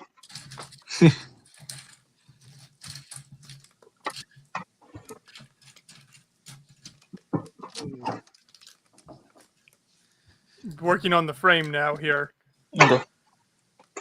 And yeah, just again, this is like perfect for putting on like long, skinny stickers because you can align it on the top that way and apply them. It's like super, super easy. I never use anything. Okay, we get it, Andres. You're so talented at applying stickers. Okay, I am. scale. And every time I'm receiving a comment like, "Oh, thanks for the review, but look at that sticker, image 11," and so it's because when you do close-ups of the build for the review, you see every little mistake. So yeah. That's why I love Lego Ideas. We haven't seen so many stickers in the past, which is a good thing. I can't promise it for every set. No, but for example, your ISS is perfect. There's no sticker. There's no sticker. No, there isn't. No, and we did actually originally plan for there to be a sticker sheet for the solar panels, but at the end it says ×8, and there's 16 solar panels that you would have to build with labels on. You imagine how big that sticker sheet would be and how tedious it would be. So we decided against it and decided to print the elements because it would just be you build. So just imagine you having a great time, spending a couple of hours, and then the last step is the most horrible thing you've ever experienced. So we decided not to include. Good decision. Good decision. It would have been 32 stickers or something of the same sticker. Oh no. Yeah.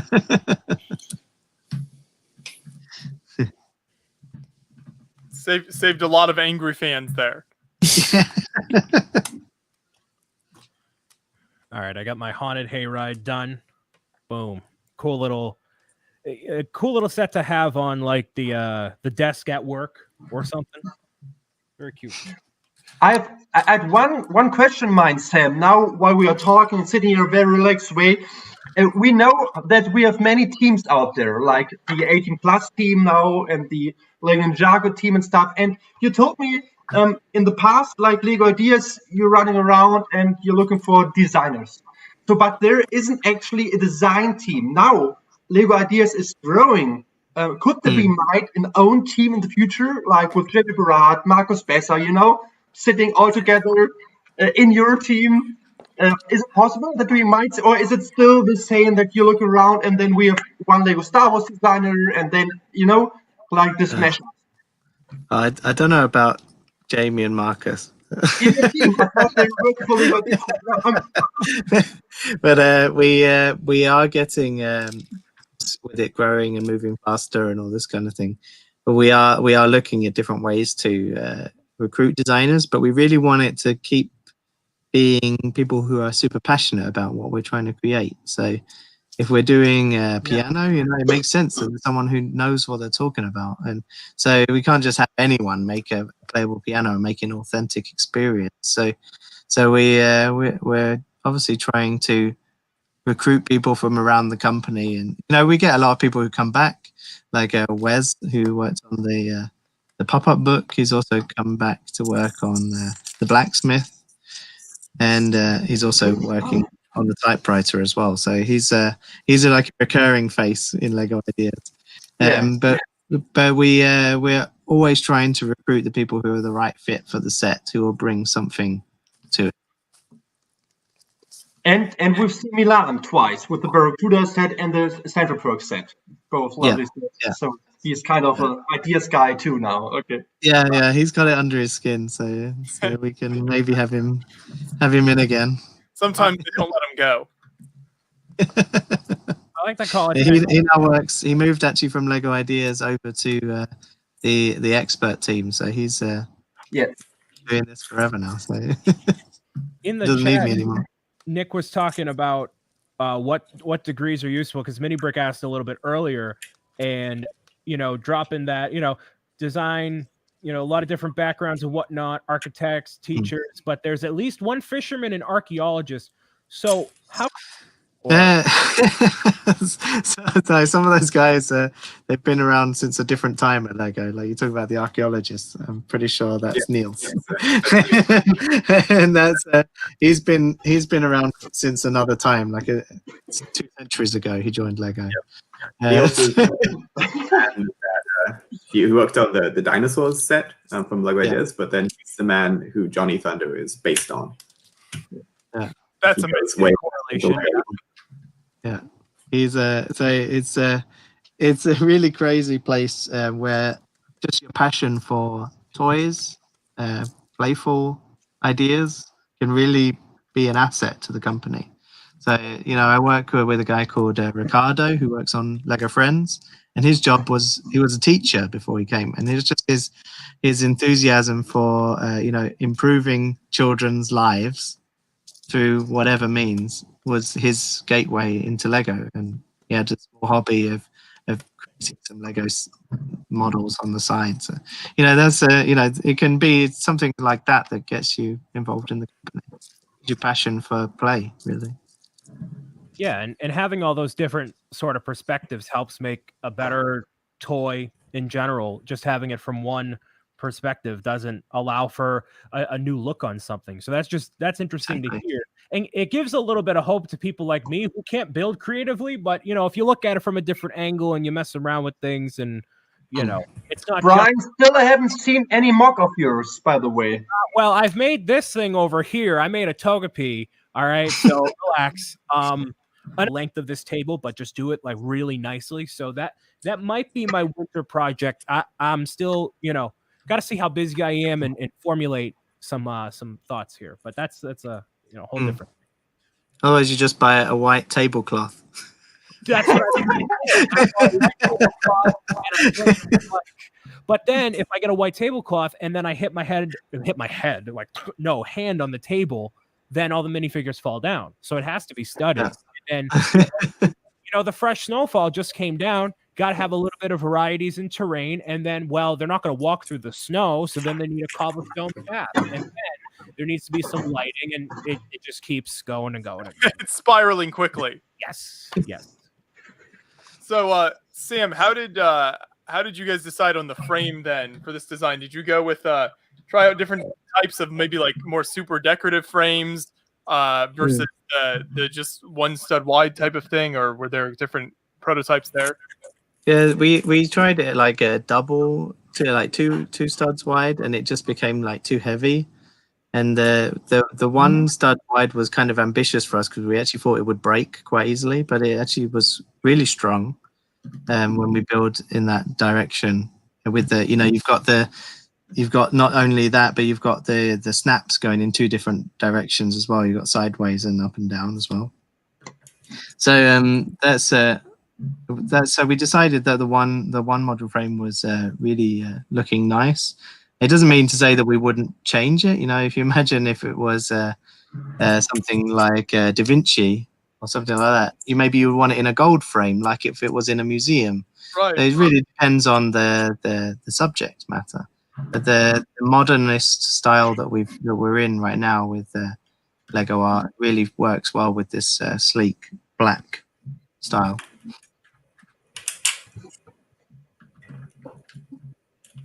It'd be cool to see what other types of frames you could do for sure.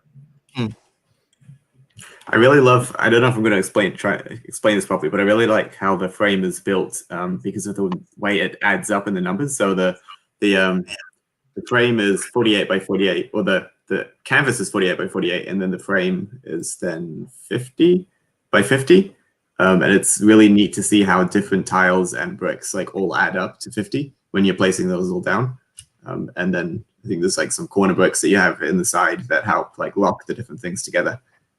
It's a really satisfying like solution for putting the frame together. If you're into math, I guess. No, yeah, it is neat to see how everything connects up in different ways, not maybe your typical connections that you're used to seeing. very close here. Last couple steps.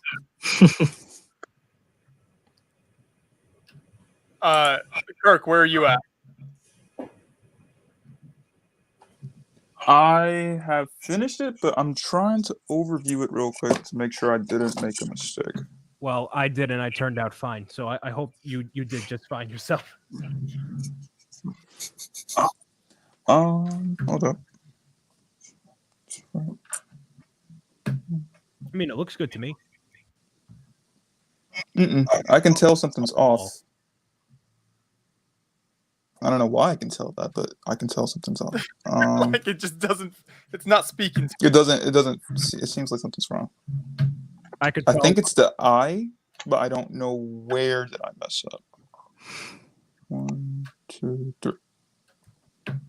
Aha, found it. Okay. Let me take this part off real quick. So I have a more fun question for the both of you, if you wouldn't mind hearing me out on this one, because all these quarantine casts eventually, they switch topics pretty rapidly, and we always dive into the food portion of the program. I have to ask, if you have to go to one fast food location for your dinner tonight, you have to go there.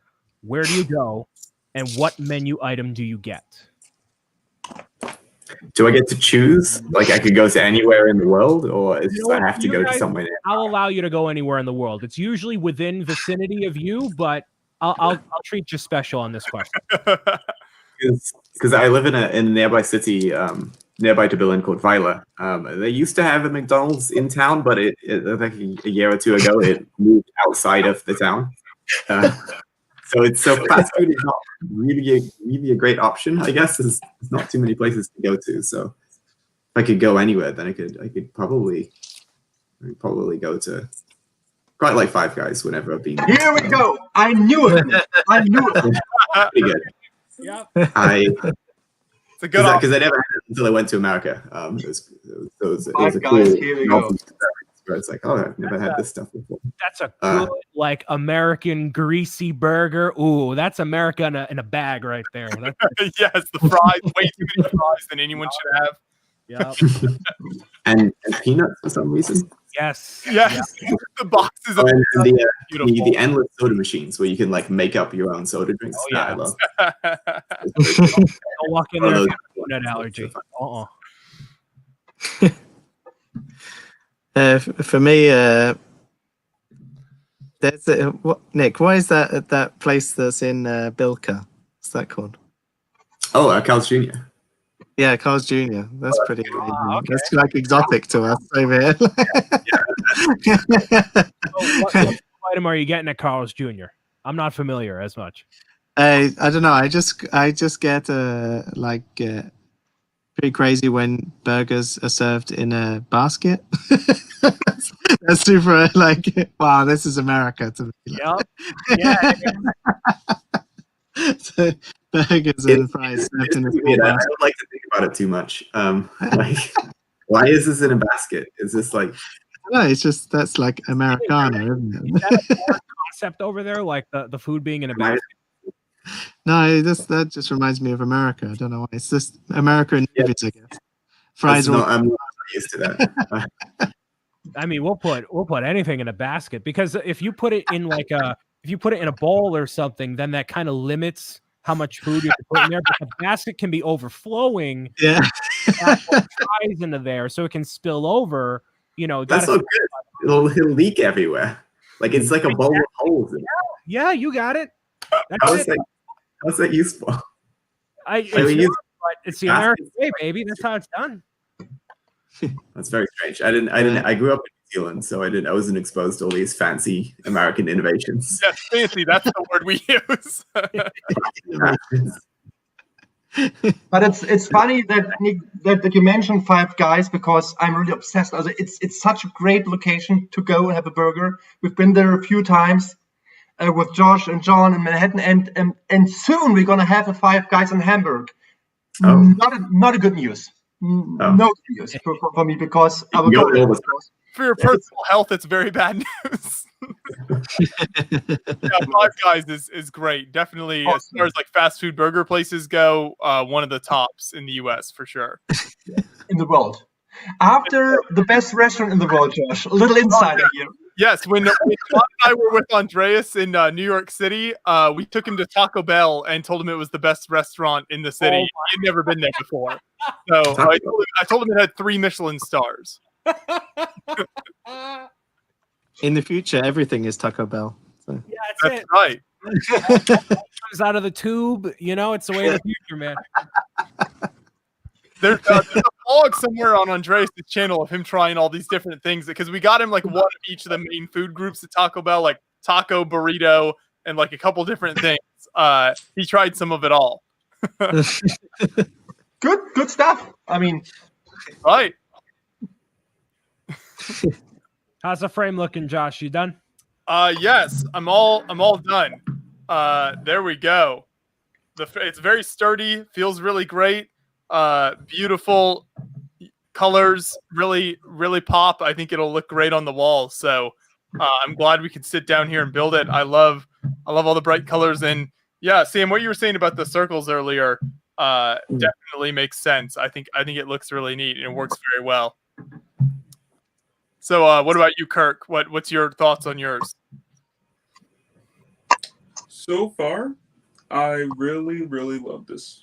I still stand on that thought. I really love this theme, and overall, like when you, even like from afar, it just looks complete. I love that. I think the choice of using the round tiles makes a lot of sense compared to the like square plates, because I feel like that would just be a bit too sharp, I guess, like on the edges and stuff around like certain parts of the hair. So the round tiles was definitely a much better choice. Yeah. When you look at them from a distance, those kind of the pixels, they start to blur, you know, so you don't necessarily see the jagged lines anymore. You start to see the curved shapes instead. Like when you lean back, you can see the eyes and the nose and the mouth, even though they're not necessarily even built into the shape of the nose isn't even built into the design, but you can see it when it's really really works well from like the Andy Warhol design to Lego being translated that way. So yeah, these are excellent builds to wrap up for us. We actually have one last build contribution that Nick sent in. So here it is. Oh my goodness. Fresh off the build.